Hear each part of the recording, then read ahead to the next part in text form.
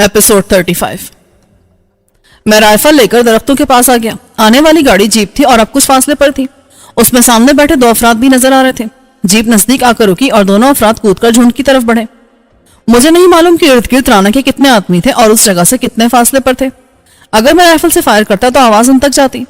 उनके खबरदार होने से मेरे रास्ते में रुकावट हो सकती थी, इसीलिए मैंने फायर करने से गुरेज किया। खबरदार। उनके करीब आने पर मैंने चिल्लाकर कहा और दरख्त के तने की आड़ से राइफल निकाल ली। रुक जाओ और हाथ ऊपर कर लो। उन्होंने ऐसा ही किया।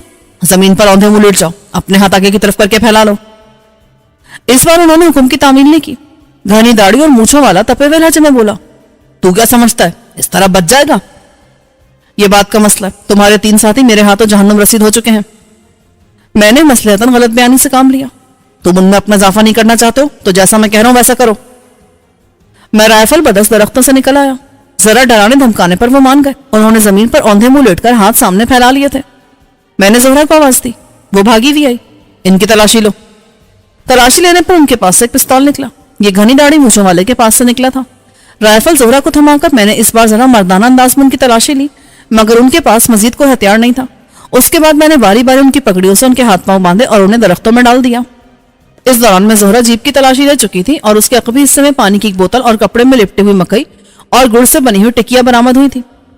जब जोहरा ने यह बताया तो मैंने अल्लाह का शुक्र अदा किया, क्योंकि मुझे लग रहा था कि अगर चंद और घंटे मुझे कुछ खाने को ना मिला तो मैं भूख से ही मर जाऊंगा। खा पी कर मैंने जीप किसी न किसी तरह दरख्तों के अंदर छुपा दी और उसके बाद उन लोगों से मालूमात हासिल करता रहा। ना जाने उन्होंने जानबूझकर मुझे डराने की कोशिश की थी या ये सच था। बकौल उनके कि ना सिर्फ पुलिस और राना के आदमी हमारी तलाश में थे, बल्कि राना की तरफ से हमें पकड़ने वाले को 10,000 के इनाम के ऐलान के बाद इर्द गिर्द के देहात के लोग भी हमारी तलाश में निकल खड़े हुए थे। ये तशवीशनाक सूरत हाल थी। लामहदूद अफरादी कुव्वत से बचना मुहाल था। 4:30 बजते सूरज तेजी से रोबा जवाल हुआ था। मेरा इरादा था कि सूरज डूबते ही हम यहाँ से रवाना हो जाएंगे। तारीकी में हम किसी कदर महफूज थे। मेरे पास राइफल और उसके 2 दर्जन इजाफी शॉट्स और एक पिस्तौल माँ एक इजाफी मैगजीन के था, यानी असलहे के लिहाज से पोजीशन तसल्ली बख्श थी। जीप की टंकी निस्फ से ज्यादा डीजल से भरी हुई थी और अकबी हिस्से में 10 गैलन का कैन भरा था, यानी ईंधन की भी कमी नहीं थी। मेरा ख्याल है हमें नहर के साथ शुमाल का रुख करना चाहिए। मैंने उन तीनों को सुनाने के लिए जोहरा से कहा, उस तरफ से हमें लाहौर जाने वाली कोई ना कोई सड़क मिल जाएगी। सड़क है। जोहरा मेरा मकसद भांप कर बोली, लेकिन गांव से बचकर जाना होगा, इसके लिए हमें ऊपर से चक्कर लगाना पड़ेगा। ये कोई मसला नहीं है, बस तैयारी करो, हमें निकलना है। मैंने उनके मुंह बांधना मुनासिब नहीं समझा था। इस तरह वो चिल्ला चिल्ला कर मदद हासिल कर सकते थे। ऐन मुमकिन था कि बंधे मुंह के साथ वो यही भूखे प्यासे बिना किसी मदद के मर जाते। सूरज डूबते ही तारीकी ने तेजी से तसल्लुत कायम किया था। मैंने पानी की बोतल नहर से भरी, क्योंकि आगे जाकर हम नहर से जुदा हो जाते। कम से कम जोहरा ने यही बताया था। मैंने उन लोगों को धोखा देने के लिए जीप का रुख शुमाल की तरफ रखा, लेकिन कुछ आगे जाकर वापस मुड़ा और झाड़ियों से होते हुए जुनूब का रुख किया। उस जगह से नहर जुनूब मगरिब की जानिब मुड़ रही थी और हमें जुनूब की तरफ जाना था। तुम्हें रास्ता अच्छी तरह मालूम है ना? ऐसा ना कि हम सहरा में भटक जाएं। सहरा आगे बावलपुर और रहीम यार खान की तरफ है। तुम फिक्र मत करो, पहलवान के साथ मैंने इस इलाके में सफर किया है। पक्की सड़क कितनी दूर है और हम किस शहर का रुख कर सकते हैं? लेकिन बड़ा शहर कोई नहीं है। लाहौर जाने के लिए क्या करना होगा? इस तरफ से सड़क मिल जाएगी, लेकिन खतरा है, आगे चेकिंग होगी। कोई और रास्ता? मेरे इल्म में नहीं है। उसने आहिस्ता से कहा, फिर खामोश होकर किसी सोच में गुम हो गई। खासी देर बाद उसने कहा, हाँ, एक तरीका हो सकता है। मजीद जुनूब की तरफ जाएं तो एक रेलवे स्टेशन है, उस तरफ से हमें समरसट्टा जाने वाली ट्रेन मिल सकती है, वहां से लाहौर जा सकते हैं। तुमने अच्छा तरीका बताया। मैंने तहसीन आमिज़ नजरों से उसे देखा। ट्रेन से सफर करने में हम महफूज रहेंगे। तुम्हें स्टेशन का पता है? हाँ, पहलवान के साथ 2 बार जा चुकी हूँ। जब उसने भावलपुर या मुल्तान की तरफ जाना होता था तो ट्रेन से सफर करता था। पहलवान तुम्हें कवर कहाँ मिला था? मैं कसूर की रहने वाली हूँ, वहीं स्कूल में पढ़ाती थी। मेरा अब्बा भी स्कूल मास्टर था। पहलवान एक मेले में मिला था। वहां कुछ औबाश मुझे और मेरी साथी टीचर को छेड़ रहे थे। वो इलाके के 62 अफराद की बिगड़ी हुई औलाद थे, इसलिए कोई उन्हें रोकने के लिए आगे नहीं बढ़ा। पहलवान भी वहां था। जब उनकी हरकतें हद से गुजरने लगी तो उसने उन्हें रोका, और जब वो ना माने तो मार मार कर उनका बुरकस निकाल दिया। यानी बिल्कुल फिल्मी अंदाज था। हाँ, मैंने उसी लम्हे दिल हार दिया था। जब औरत दिल हार जाती है तो उसके सामने दुनिया की कोई दीवार नहीं होती। कोई हिमालय भी आ जाए ना तो वो से भी फलांग जाती है। उस वक्त मुझे सबके साथ पहलवान ने भी समझाया और कोई चारा ना पाकर उसने राज भी खोल दिया कि वो शादी के काबिल ही नहीं है। मगर मैं उसके इश्क में पागल हो चुकी थी।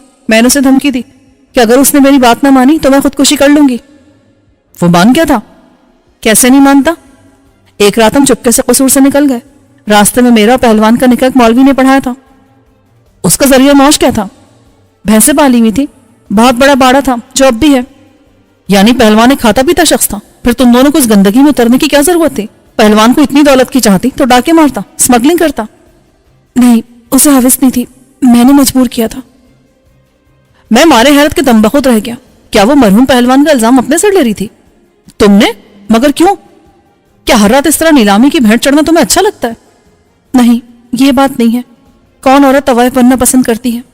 1-1.5 سال تو ہم سکون سے رہے تھے، لیکن پھر لوگوں نے پہلوان کو تانے اور مجھے آوارگی کے پیغامات دینے شروع کر دیے۔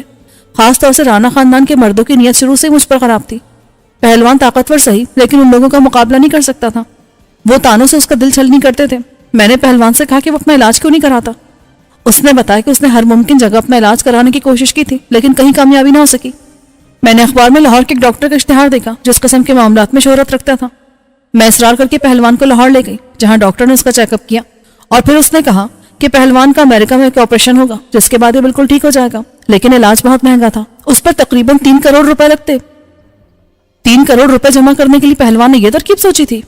نہیں، اس نے نہیں، میں نے یہ بات سوچی تھی، اور جب میں نے اس سے کہا تو اس نے مجھے غصے میں مار ہی دیا تھا۔ پھر مانا کیسے؟ میں نے دھمکی دی کہ اگر اس نے میری بات نہ مانی تو میں اس کے پاس سے بھاگ کر کسی کوٹھے پر جا بیٹھوں گی۔ بظاہر دنیا والے پہلوان کو بغیرت اور دلال تک کہتے تھے، لیکن میں جانتی ہوں اندر سے وہ کتنا حساس تھا۔ میری خاطر اس نے ذلت کا ایک گھونٹ بھی پی لیا تھا۔ میں دنگ رہ گیا تھا۔ بے شمار ایسی کہانیاں سنی تھی میں نے محبت کی، مگر ایسی کہانی پہلے کبھی نہیں سنی۔ میں ڈرائیونگ کرتا رہا اور اس بارے میں سوچتا رہا۔ جیپ جھاڑیوں اور کھیتوں کے درمیان کچے راستوں سے گزرتی رہی۔ اس علاقے میں بڑے درخت صرف وہی تھے جہاں پانی وافر مقدار میں میسر تھا، جیسے نہروں کا کنارہ۔ باقی جگہوں پر چند فٹ اونچی جھاڑیاں یا گھاس پھوس تھی۔ جنوب کی طرف جاتے ہوئے کہیں کہیں ریت یا بجری کے خشک علاقے بھی آتے تھے۔ زورا کو بھی اس اسٹیشن کا درست محل وقوع معلوم نہ تھا، لیکن جنوب کی طرف سفر کر کے ہم ریلوے لائن تک جا سکتے تھے۔ اس کے بعد اسٹیشن تک پہنچنا مشکل نہیں تھا۔ 10 بجے جیپ کا ایندھن ختم ہونے والا تھا۔ میں نے 10 گیلن والا کین جیپ کی ٹنکی میں الٹ دیا۔ 4 گھنٹے کی مسلسل ڈرائیونگ نے مجھے تھکا دیا تھا، لیکن دشمن کی پہنچ سے دور نکلنے کے احساس نے تمام تھکن اتار دی تھی۔ آرام کے اس وقفے میں ہم نے بچی ہوئی میٹھی روٹی کھا کر پانی پیا اور اللہ کا شکر ادا کیا۔ 11 بجے ہم دوبارہ روانہ ہوئے۔ اب تک ہم نے 60-70 میل کا فاصلہ طے کر لیا تھا اور ریلوے لائن اب تک نہیں آئی تھی۔ میرے ذہن میں راستہ بھٹک جانے کا اندیشہ تھا، مگر فی الحال میں نے اس کا اظہار نہیں کیا۔ 11 بجے تک چاند خاصا بلند ہو چکا تھا اور اس کی مدد سے سمتوں کا پتہ چل رہا تھا۔ جیپ روکو، اچانک زہرا نے کہا۔ کیا ہوا؟ میں نے جیپ روک دی۔ وہ مجھے ضرورت محسوس ہو رہی ہے، اس نے جھپے ہوئے انداز میں کہا اور جیپ سے اتر کر ایک طرف جانے لگی۔ دور مت جانا، روشنی اتنی نہیں ہے۔ وہ سر ہلاتے ہوئے جھاڑی کے عقب میں چلی گئی۔ میں انتظار کرتا رہا اور جیپ کا انجن بند کر دیا۔ اس کا شور رات کے سناٹے میں دور تک صاف سنائی دے رہا تھا۔ علاقہ سنسان لگ رہا تھا، اس کے باوجود میں کوئی خطرہ مول نہیں لینا چاہتا تھا۔ زہرا کو گئے تقریباً 10 منٹ ہو چکے تھے۔ میں بے قرار ہو کر اسے آواز دینے ہی والا تھا کہ اس کی لرزخیز چیخ سنائی دی۔ میں بے ساختہ جھاڑی کی طرف بھاگا۔ جیسے ہی دوسری طرف پہنچا، ایک لمبی سی سیاہ چیز پھرتی سے لہراتی ہوئی نزدیکی جھاڑی میں گھستی نظر آئی۔ زہرا زمین پر بیٹھی تھی اور اس نے اپنی پنڈلی پکڑ رکھی تھی۔ سانپ، اس نے مجھے کاٹ لیا۔ ہلنا مت، ساکت رہو، سانس بھی آہستہ کر لو، خوف محسوس مت کرو۔ میں درد سے مر رہی ہوں۔ کچھ نہیں ہوگا۔ میں نے لا کر جیپ کے عقبی حصے میں اسے لٹا دیا۔ اس کی پنڈلی سے شلوار کا پائچہ اوپر کیا۔ خوش قسمتی سے میری پتلون تھی، اس کا پائچہ ڈھیلا تھا، اس لیے آسانی سے اوپر ہو گیا۔ چاند کی مدھم روشنی کے باوجود اس کی شفاف پنڈلی پر سانپ کے کانٹے کے نشانات صاف نظر آ رہے تھے۔ 2 سوراخوں سے خون کی سیاہ بوندیں نکل کر جم رہی تھیں اور پنڈلی کا یہ حصہ نیلگوں ہو رہا تھا۔ سانپ کے کانٹے کی احتیاطی تدبیر ہم دیہاتی لوگوں کا اصبر ہوتی ہے۔ میں نے پائچہ اس کے گھٹنے سے اوپر کرنے کی کوشش کی، مگر یہاں آ کر پائچہ تنگ پڑنے لگا۔ وہ درد کے مارے سسک رہی تھی۔ مجبوراً میں نے پائچہ پھاڑا اور اسے ران تک لے گیا۔ اس کے بعد میں نے جیپ کے عقبی حصے میں موجود کیبن کو باندھنے والی رسی کس کر زہرا کی ران پہ باندھ دی۔ سانپ نے گھٹنے سے ذرا نیچے ڈسا تھا، اب خون کا اوپر کی جانب سفر ذرا سست پڑ جاتا۔ دوسرے مرحلے میں اس کی پنڈلی سے منہ لگا کر میں نے زور سے خون چوسا اور تھوک دیا۔ زہرا گھبرا گئی۔ یہ کیا کر رہے ہو؟ زہر تمہارے جسم میں چلا جائے گا۔ فکر مت کرو، سانپ کا زہر منہ میں جانے سے نقصان نہیں کرتا، یہ صرف خون میں شامل ہو کر نقصان دہ ثابت ہوتا ہے۔ پھر بھی میں اپنی زندگی کے بدلے تمہیں خطرے سے دوچار نہیں کرنا چاہتی۔ اس کے چہرے سے پسینہ پھوٹ رہا تھا، حالانکہ موسم خاصا خشک تھا۔ میں ایسی عورت نہیں ہوں جس کے لیے کو اپنی زندگی خطرے میں ڈالے۔ میں اس کی باتوں کو نظر انداز کر کے زہر چوس کر تھوکتا رہا۔ کاش میرے پاس کوئی تیز دھار آلہ ہوتا تو میں اس کے زخم کو چیرا لگا دیتا تاکہ زیادہ سے زیادہ زہر نکل جاتا۔ جیپ میں کوئی ایسی شے تلاش کے باوجود مجھے نہ ملی۔ وہ بڑا سا سیاہ رنگ کا سانپ تھا۔ میرے پوچھنے پر زہرا نے بتایا۔ یہ تشویشناک بات تھی کیونکہ سانپ جتنا بڑا ہوتا ہے اس کے اندر اتنا ہی زہر پایا جاتا ہے۔ سانپ کے دونوں دانتوں کے درمیانی فاصلہ زیادہ تھا، یہ بھی اس کے بڑے ہونے کی نشانی تھی۔ میں نے زہرا کو احتیاط سے اگلی سیٹ پر بٹھایا۔ اپنے حواس قابو میں رکھو اور جاگنے کی کوشش کرتی رہو۔ اس نے سست روی سے سر ہلا دیا، اس کا مطلب تھا اس پر سانپ کا زہر اثر انداز ہو رہا تھا۔ اچانک میری نظر جیپ کے سائیڈ کے آئینے پر پڑی۔ میں نے ایک پتھر اٹھا کر اس پر مارا اور اس کے ایک ٹکڑا لے کر زہرا کی پنڈلی کی زخم والی جگہ چبھو دیا۔ شیشے نے کٹ لگایا اور اس جگہ سے تیز رفتاری سے خون بہنے لگا۔ خون کا رنگ بھی سیاہی مائل ہو گیا تھا۔ زہرا نے پاؤں جیپ سے باہر لٹکا دیا تھا تاکہ خون جیپ کے فرش کو گندا نہ کرے۔ پاؤں نیچے کرنے سے خون کی رفتار میں تیزی آ گئی تھی۔ کچھ دیر خون بہنے کے بعد اس کی رفتار میں کمی آئی اور اس کا رنگ بھی سرخی مائل ہو گیا، یعنی پنڈلی میں موجود زہر کا بیشتر حصہ نکل گیا تھا۔ رفتہ رفتہ خون رک گیا۔ میں نے جھاڑی سے پتے توڑ کر اس کا پاؤں صاف کیا۔ اتنا خون بہ جانے کے بعد وہ نڈھال نظر آنے لگی تھی۔ اسے فوری طور پر طبی امداد کی ضرورت تھی اور اس کے لیے ضروری تھا کہ ہم کسی آبادی تک جا پہنچے۔ میں نے جیپ پوری رفتار سے چلانا شروع کر دی۔ کچھ دیر بعد زہرا نے سیٹ کی پشت سے سر ٹکا لیا تھا، اس پر غنودگی چھا رہی تھی۔ زہرا اٹھو، جاگنے کی کوشش کرو۔ مجھے نیند آ رہی ہے۔ سو گئی تو پھر ہوش نہیں آئے گا، جاگتی رہو۔ اس نے میری طرف دیکھا اور پھیکے سے انداز میں ہنس دی۔ پہلوان کے بعد زندگی بیکار سی لگنے لگی ہے، خدا کرے اسی بہانے میں ہمیشہ کی نیند سو جاؤں۔ زندگی اللہ کی امانت ہے، جب اس کی مرضی ہوتی تو لے لیتا ہے۔ میں نے اسے باتوں میں الجھانا شروع کر دیا۔ ٹھیک ہے، پہلوان تمہاری محبت اور تمہارا شوہر تھا، لیکن اس کے مرنے سے دنیا ختم نہیں ہو جاتی۔ میری تو ختم ہو گئی ہے۔ تم ابھی نوجوان ہو، خوبصورت ہو، تمہیں زندگی کا دوسرا ساتھی مل سکتا ہے۔ کون کرے گا مجھ سے شادی؟ وہ جو مجھ سے واقف ہے، یا میں کسی کو دھوکہ دوں جو کبھی نہ کبھی کھل جائے گا؟ دنیا اچھے لوگوں سے خالی نہیں ہے، تم اس علاقے سے چلی جاؤ، مجھے یقین ہے ایک نئی زندگی تمہارا انتظار کر رہی ہے۔ زندگی یا موت؟ اب تو مجھے نئی زندگی موت کی صورت میں نظر آ رہی ہے۔ یہ صرف مایوسی ہے، ورنہ تمہارے مرنے کی کوئی وجہ نہیں۔ دیکھو، سانپ کا بیشتر زہر میں نے چوس لیا تھا اور باقی خون کے ساتھ نکل گیا۔ جو معمولی سا رہ گیا وہ نقصان دہ نہیں ہے، اور تم جاگتی رہو تو زیادہ سے زیادہ 1-2 دن میں اس کے اثرات بھی ختم ہو جائیں گے۔ پتہ نہیں وہ میری باتوں سے قائل ہوئی یا نہیں، لیکن اس کی غنودگی ختم ہو گئی تھی۔ میں نے اسے پانی کی بوتل دی۔ اس سے اپنے چہرے پر چھینٹے مارتی رہو۔ اس نے خاموشی سے بوتل تھام لی۔ میں نے جیپ کی روشنیاں گول کر دی تھی تاکہ ریلوے لائن دور سے نظر آئے، لیکن ریلوے لائن اس وقت نظر آئی جب جیپ اس کے بالکل سامنے جا پہنچی تھی۔ میں خوشی سے اچھل پڑا۔ زہرا دیکھو، ریلوے لائن مل گئی، اب ہمیں کس طرف جانا ہے؟ زہرا کا سر آگے جھکا تھا، اس نے بمشکل سر اٹھایا۔ دائیں طرف۔ اسے پھر نیند آ رہی تھی۔ میں نے اسے تسلی دینے کے لیے جھوٹ بولا تھا، ورنہ میرے خیال میں سانپ کا زہر خاصی مقدار میں اب بھی اس کے جسم میں تھا اور اسے علاج کی ضرورت تھی۔ میں نے جیپ دائیں جانے موڑ دی۔ جاگتی رہو زہرا، پانی پیو، جتنا پانی پی سکتی ہو۔ اس نے بمشکل بوتل سے منہ لگا کر کچھ پانی پیا، بیشتر اس پر گر گیا۔ میں نے بوتل اس سے لے کر رکھ دی اور بائیں ہاتھ سے اس کا گال زور سے تھپ تھپایا۔ وہ چونکی۔ مجھے کیوں مار رہے ہو؟ مار نہیں رہا، جگا رہا ہوں۔ سونے دو مجھے۔ سوئی نا تو ہمیشہ کے لیے سو جاؤ گی۔ اس بار میں نے اس کے بال پکڑ کر زور سے کھینچے، تکلیف کے مارے اس کے منہ سے کرہ نکل گئی۔ میں نے اس کے پھر بال جھنجھوڑے۔ ظالم! وہ چیخی مگر دھیمی آواز میں۔ اس میں بلند آواز سے بولنے کا حوصلہ بھی نہیں تھا۔ ایک موقع پر دشوار راستے کی وجہ سے میں جیپ کو ریلوے لائن سے ذرا دور لے گیا۔ میری کوشش تھی کہ ریلوے لائن سے دور نہ نکلوں۔ جیسے ہی لائن کے ساتھ ناہموار حصہ ختم ہوا، میں پھر ریلوے لائن کے ساتھ آ گیا۔ میں بمشکل چند منٹ کے لیے زہرا سے بے خبر رہا تھا، اور جب میں نے اسے دیکھا تو وہ سو چکی تھی۔ میں نے اس کے بال جھنجھوڑے، اسے تھپڑ مارے، لیکن اس کی نیند نہیں ٹوٹی۔ وہ بس بے ہوشی کے عالم میں کرہا کے رہ گئی۔ اس بار میں نے اسے جگانے کی مزید کوشش کرنے کے بجائے جیپ کو ہر ممکن تیزی سے آگے بڑھانا شروع کر دیا۔ میں جلد از جلد اسٹیشن تک پہنچ جانا چاہتا تھا۔ جہاں ریلوے اسٹیشن تھا وہاں کوئی نہ کوئی ڈاکٹر یا دیسی معالج مل جاتا۔ 1 بج چکا تھا۔ رات کی تاریکی میں ناہموار راستے پر میں 50-55 کی رفتار سے جیپ چلا رہا تھا۔ جب کوئی جھٹکا لگتا تو مجھے زہرا کو بھی سنبھالنا پڑتا تھا۔ ایک بار میں نے چند لمحے کے لیے جیپ روک کر اس کی نبض اور دل کی دھڑکن چیک کی، جو خاصی غیر متوازن تھی۔ نبض سست ہو رہی تھی۔ میں ہر ممکن تیزی سے ڈرائیو کرا تھا۔ وقت اور زہرا کی زندگی رفتہ رفتہ میرے ہاتھ سے پھسل رہی تھی۔ وہ میری محسن تھی، میں اسے یوں مرتے نہیں دیکھ سکتا تھا۔ ریلوے لائن کے دونوں جانب دور تک تاریکی اور ویرانہ تھا۔ میں نے اب تک کسی آبادی کے آثار نہیں دیکھے تھے، مگر ایک بار جب میں ایک نالے کو عبور کرنے کے لیے ریلوے لائن سے ذرا دور آیا تو مجھے نالے سے ذرا فاصلے پر ایک بلند جگہ روشنی نظر آئی۔ میں نے جیپ کا رخ روشنی کی طرف کر دیا۔ بے شک وہاں چور ڈاکو ہوتے، لیکن میں ان سے کسی آبادی کا پتہ تو پوچھ سکتا تھا۔ جیپ ٹیلے کے پاس رکی۔ میں نے زور سے آواز دی، کوئی ہے؟ مدد چاہیے۔ ٹیلے کے اوپر قدموں کی چاپ سنائی دی۔ کون ہے؟ کیا بات ہے؟ کسی نے بھاری لہجے اور مقامی زبان میں کہا تھا۔ مجھے مدد چاہیے، میری بیوی کو سانپ نے ڈس لیا ہے، وہ بے ہوش ہے۔ اوہ، جلدی سے اسے اوپر لے آؤ۔ مجھے جلدی تھی، لیکن اوپر جانے سے پہلے میں نے رائفل اور پستول ساتھ لے لیے تھے۔ پھر میں زہرا کو گود میں اٹھا کر چاند کی ہلکی روشنی میں اوپر پہنچ گیا۔ یہ خاصا دشوار کام تھا جو میں نے کسی نہ کسی طرح کر لیا۔ اوپر پہنچتے ایک دھوتی پوش ہیولے سے میرا سامنا ہوا۔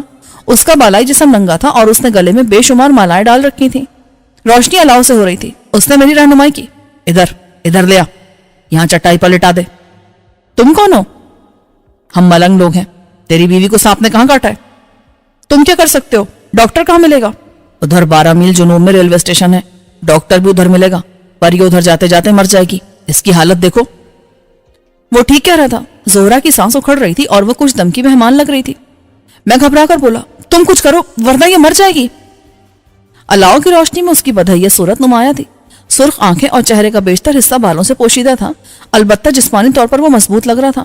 اس نے حلیہ بھی ملنگ کو جیسا بنا رکھا تھا. نہ جانے کیوں مجھے اس سے کراہیت سی آئی. اس کے باوجود میں اس سے مدد مانگنے پر مجبور تھا. اس نے غور سے زہرا کو دیکھا, پھر مجھ سے بولا, ملنگ علاج کر سکتا ہے, پر شرط ہے جیسا بولوں ویسا کرنا پڑے گا. انکار کیا تو علاج نہیں ہوگا. مثلاً کیا بولو گے؟ دیکھ, تو اس کا شوہر ہے, پر میں علاج کرنے والا ہوں, اس لیے کہہ رہا ہوں. ڈاکٹر بھی کچھ نہیں چھپاتے. تم شرطیں منوانے کے بجائے اس کا علاج شروع کرو. علاج کے لیے تمہیں کسی سے اجازت لینے کی ضرورت نہیں ہے. ٹھیک ہے, پہلے اس کے تمام کپڑے اتار دو. بے ساختہ میں نے پستول نکال لیا.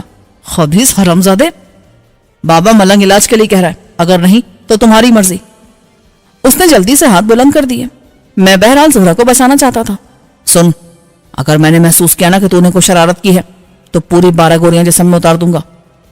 میں ملنگ ہوں, ایسی حرکت نہیں کرتا, پر اب دیر نہ کر. واقعی وقت نہیں تھا.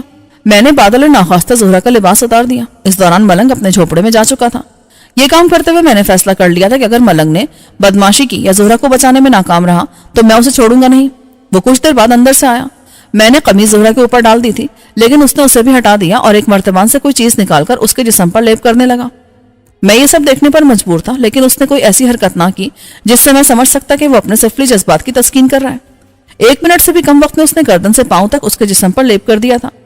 اس کے بعد اس نے ایک اور مرتبہ اس کے پاس رکھا اور مجھ سے کہا, صاحب اس کے منہ پر کپڑا کس کے باندھ دو. اس نے تھیلی نما کپڑا میرے حوالے کیا, اتنا کسنا کہ کوئی مکھی بھی اندر نہ جا سکے. میں نے اس کی ہدایت پر عمل کیا. کم سے کم 10 قدم دور چلا جب. اس بار بھی میں نے اس کی ہدایت مان لی. اس نے دوسرے مرتبان کا ڈھکنا ایک چھڑی سے ہٹایا اور خود پھرتی سے میرے پاس آن کھڑا ہوا. کوئی 2 فٹ اونچا اور 1 فٹ قطر کا. اس میں کیا ہے؟ ابھی دیکھ, چپ رہنا. کوئی شے مرتبان کے سرے پر حرکت کر رہی تھی. پھر دیکھتے ہی دیکھتے ایک سیاہ رنگ کی خاصے بڑے سائز کی چھپکلی نما شے مرتبان سے نکلی. اس نے سر اٹھا کر گویا فضا میں سونگا اور ایک عجیب سی آواز نکالتی زہرا کی طرف لپکی. میں نے پستول اس کی طرف سیدھا کیا, لیکن ملنگ نے میرے بازو پر ہاتھ رکھا. حرکت نہ کر, چپ چاپ دیکھتا رہے. دیکھتے ہی دیکھتے وہ زہرا کے جسم پر چڑھ گئی. کچھ دیر تک وہ اسے سونگتی رہی, پھر اچانک اس نے منہ کھول کر زہرا کے جسم سے لگا دیا. میں اسے دیکھنے میں اتنا مگن تھا کہ مجھے پتہ ہی نہ چلا کہ مرتبان سے ایسی 4-5 چھپکلیاں اور نکل کر زہرا کی طرف آئیں اور انہوں نے بھی اس کے جسم کے مختلف حصوں سے منہ لگا دیے. یہ کیا بلا ہے؟ میں نے سرگوشی کی. چپ, یہ اس کے جسم سے زہریلا خون چوس رہی ہیں, اس کے اثر سے جاگ جائے گی. یہ چھپکلیاں ہیں؟ ہاں, لیکن خاص نسل کی, جونک جیسی ہوتی ہیں. جسم سے چمٹ جائے تو رستم زماں بھی الگ نہیں کر سکتا, خود ہی خون پی کر الگ ہوتی ہیں. میں نے محسوس کیا کہ چھپکلیوں کا حجم بڑھ رہا تھا. یہ سچ مچ جونک جیسی خصوصیات رکھتی تھیں. یہ بس 6-7 ہی ہیں؟ ہاں, اتنی بھی بڑی مشکل سے ملی ہیں, انہیں پکڑنا آسان نہیں ہے. تمہیں یقین ہے کہ میری بیوی بچ جائے گی؟ یہ تو بابا اوپر والے کی مرضی ہے. اس نے بے نیازی سے کہا تو میں نے پستول اس کے سر سے لگا دیا. ملنگ بابا, ایسا مت کہو. میں نے بڑی کڑی شرط مانی ہے تمہاری. اب ادھر دیکھنا بند کرو اور خدا سے دعا کرو کہ میری بیوی بچ جائے, ورنہ اس کے ساتھ تمہیں بھی مرنا ہوگا. میرے لہجے میں ایسی سرد مہری تھی کہ وہ لرزنے لگا. اس نے اپنا رخ جلدی سے دوسری طرف کر لیا اور گڑ گڑانے لگا. میں تو صرف کوشش کر سکتا ہوں. کوشش کے بچے, مجھے کیا پتا تھا کہ میری بیوی کے علاج کے بہانے تم اس مکروہ مخلوق کو اس کا خون پلا رہے ہو. نہیں, اوپر والے کی قسم, یہ صرف زہریلا خون چوسیں گی اور پھر زہر کے اثر سے بے ہوش ہو کر خود اس سے الگ ہو جائیں گی. اس کے بعد کیا ہوگا؟ اوپر والے کی مرضی ہو تو تیری بیوی بچ جائے گی, اور اگر وہ نہ بچی نا تو اس کے ساتھ ہی تجھے اپنی قبر بھی کھودنی پڑے گی. میں صرف مٹی ڈالنے کی زحمت کروں گا. میرے لہجے میں موجود عزم نے اسے لرزا دیا تھا. وہ ہاتھ جوڑ کر گڑ گڑانے لگا. میں نے تو اپنی طرف سے پنیہ کا کام کیا تھا, اسے میرا پاپ کیوں بنا رہے ہو؟ تم ہندو ہو؟ میں چونکا. خبیث, خود کو مسلمان ظاہر کر کے دھوکہ دیتے ہو. نہیں, میں نے کچھ نہیں کیا, اپنا نام بھی نہیں بتایا. واقعی غلطی میری تھی جو میں نے اس کے بارے میں پوچھا ہی نہیں تھا. بہرحال تم جو بھی ہو, میری بیوی نہ بچی نا تو تم بھی نہیں بچو گے. میں نے پلٹ کر زہرا کی طرف دیکھا. اس کے جسم سے لپٹی چھپکلیاں اپنے اصل سائز سے دگنی ہو گئی تھیں. میں نے تشویش سے دیکھا. کیا ان جوکوں نے زہرا کا سارے خون چوس لیا تھا؟ کہیں وہ خون کی کمی سے مرنا چاہے؟ میں نے اس جعلی ملنگ کو گردن سے پکڑ لیا کہ اس کا سارا خون پی جائیں گی، انہیں الگ کرو۔ میں کیا؟ کوئی بھی الگ نہیں کر سکتا، یہ خود ہی الگ ہوں گی اس سے۔ اور اگر اس دوران میں اس کا سارا خون پی گئی تو؟ نہیں، انسانی شریر میں بہت خون ہوتا ہے۔ اچانک ایک جونک زہرا کے جسم سے الگ ہو کر زمین پر گر پڑی۔ وہ بے حس تھی۔ اس کے چند لمحے بعد دوسری جونک نما چھپکلیاں زہرا کے جسم سے الگ ہو کر بے حس و حرکت پڑی تھی۔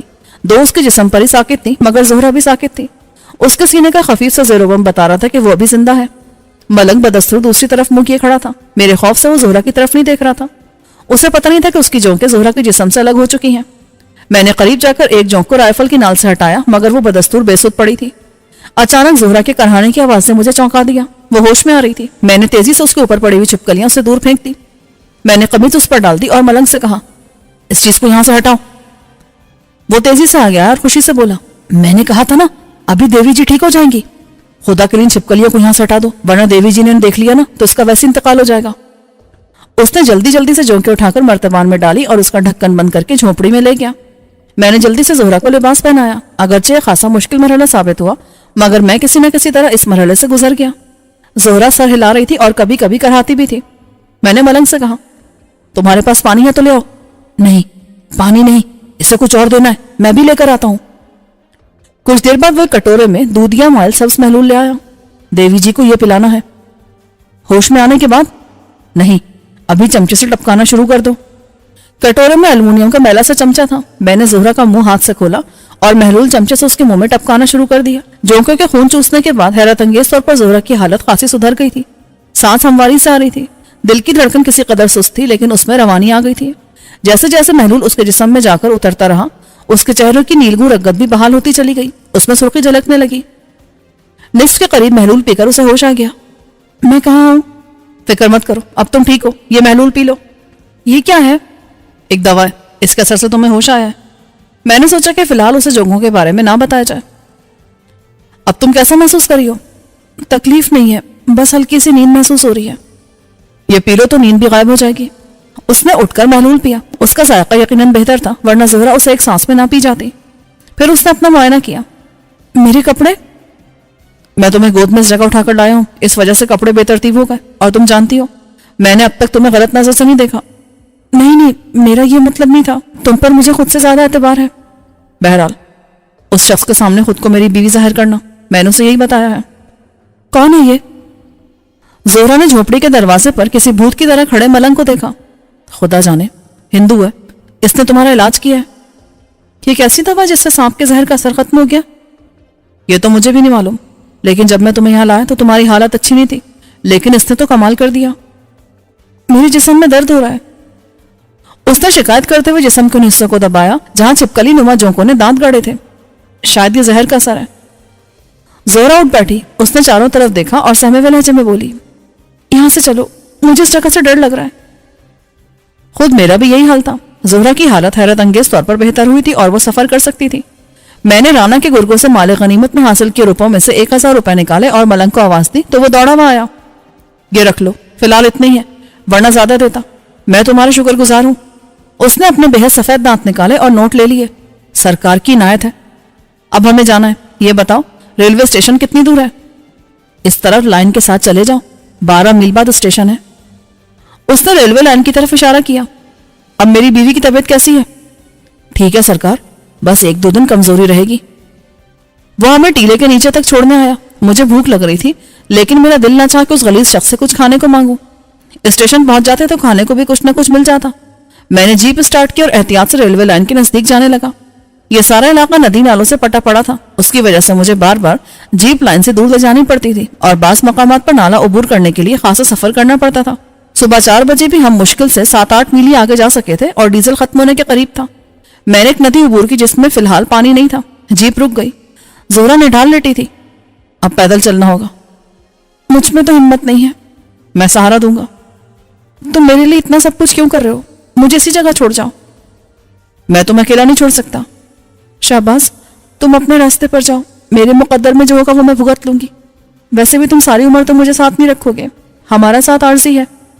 ہاں، لیکن میں تمہیں اس ویرانے میں بے بسی کی حالت میں چھوڑ کر نہیں جا سکتا۔ جب تک میں تمہیں محفوظ مقام تک نہ پہنچا دوں میں تمہیں نہیں چھوڑ سکتا۔ आओ जीप से उतरो। वो चंद कदम मेरा सहारा लेकर चली, फिर हाँफते हुए बोली, मुझसे नहीं चला जा रहा, बहुत कमजोरी महसूस कर रही हूँ। बस रेलवे लाइन तक हिम्मत कर लो, उसके बाद मैं तुम्हें उठा लूंगा। मेरे ख्याल में 2-3 मील का फासला बाकी रह गया है। मैं उसे सहारा देकर रेलवे लाइन तक लाया। उसका बेशतर बोझ मुझ पर था, इसके बावजूद उसका सांस धूकने की तरह चलने लगा। शाबाश, अब मुझसे नहीं चला जा रहा। बस तुम फिक्र मत करो। मैंने बैठकर उसे पीठ पर सवार कर लिया। उसके वजनी जिस्म को आसानी से और देर तक उठाने का यही तरीका था। कद उसका 5.5 फुट के करीब था और जिस्म खासा भरा भरा था। मेरा अंदाजा था कि उसका वजन 65 किलोग्राम से कम ना था। शुक्र है कि उस रेलवे लाइन पर अंग्रेजों के जमाने के लकड़ी के चौड़े तख्ते लगे थे, उन पर पांव रखकर सफर करना आसान था। मैं उसको पुष्ट पर लादे दोनों हाथों से उसके पैर थामे एहतियात से टखनों पर कदम जमाता चल रहा था। सामने सिर्फ उस वक्त देखता जब सांस दुरुस्त करने के लिए रुकता था। 5 बज रहे थे और चांद गुरूब हो जाने से माहौल भी तारीख हो रहा था। बस कुछ सितारों की रोशनी थी। एक बार मैंने सस्ताने के लिए सामने देखा तो दम बखुद रह गया।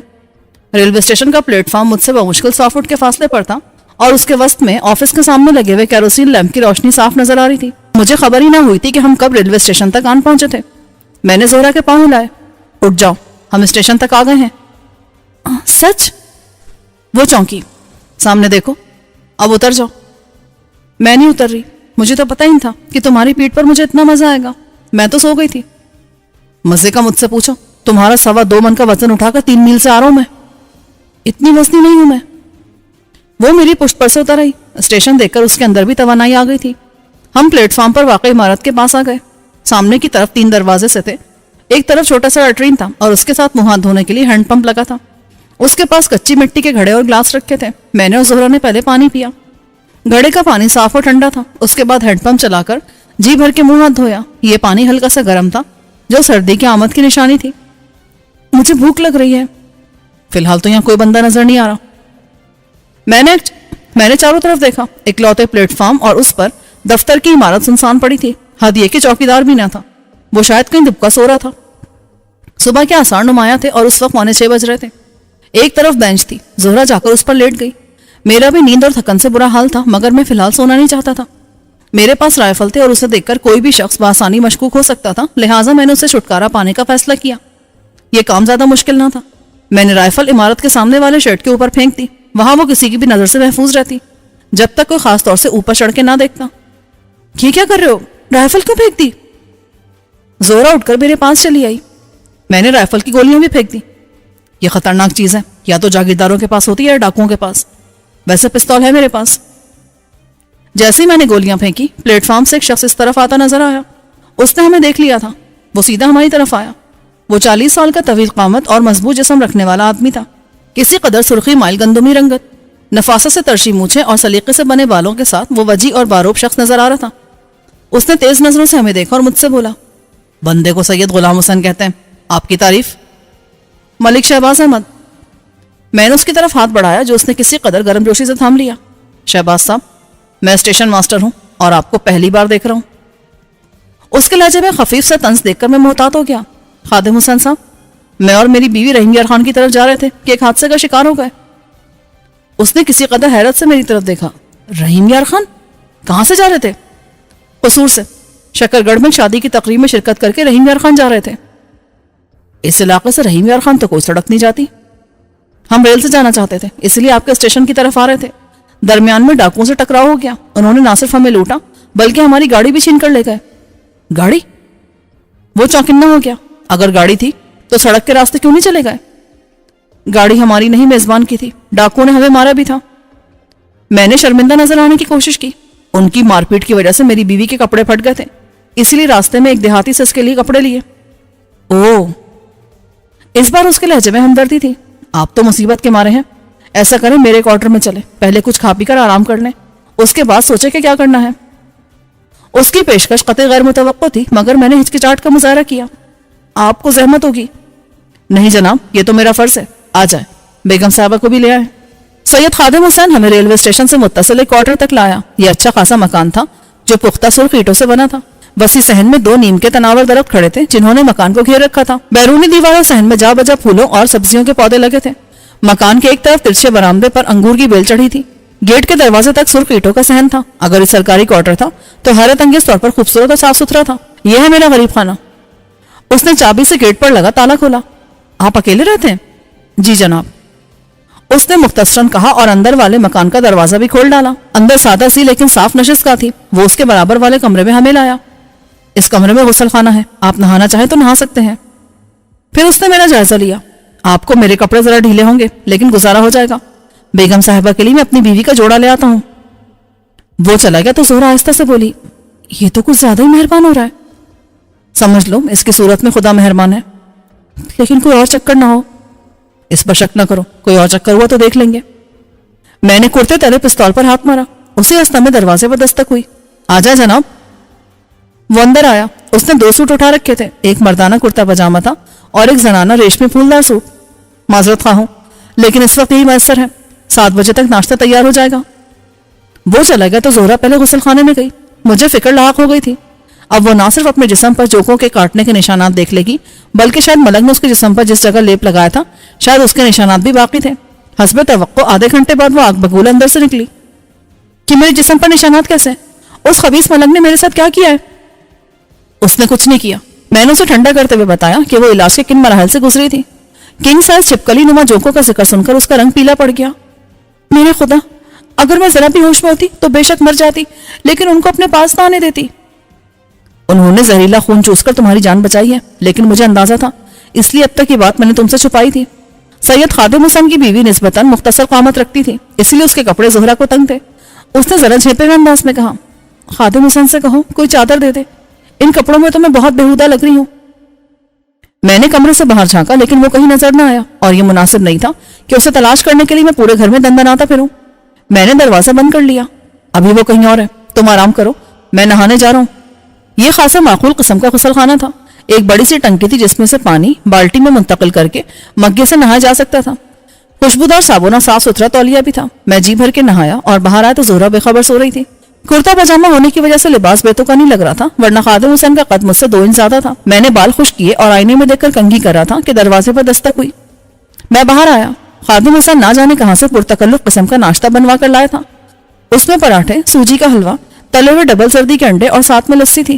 بیگم صاحبہ تو سو گئی ہیں۔ کوئی بات نہیں، وہ بعد میں ناشتہ کر لیں گی، آئیے آپ میرا ساتھ دیں۔ وہ مہذب آدمی تھا۔ کھانے کے دوران اس نے گفتگو یا کسی قسم کے سوالات سے گریز کیا۔ میں نے گزشتہ 36 گھنٹے سے کچھ نہیں کھایا تھا سوائے میٹھی روٹیوں کے، اسی لیے میں نے ڈٹ کر ناشتہ کیا اور سب کچھ صاف کر دیا۔ پھر مجھے خیال ہے کہ زہرا کے لیے تو کچھ چھوڑا ہی نہیں۔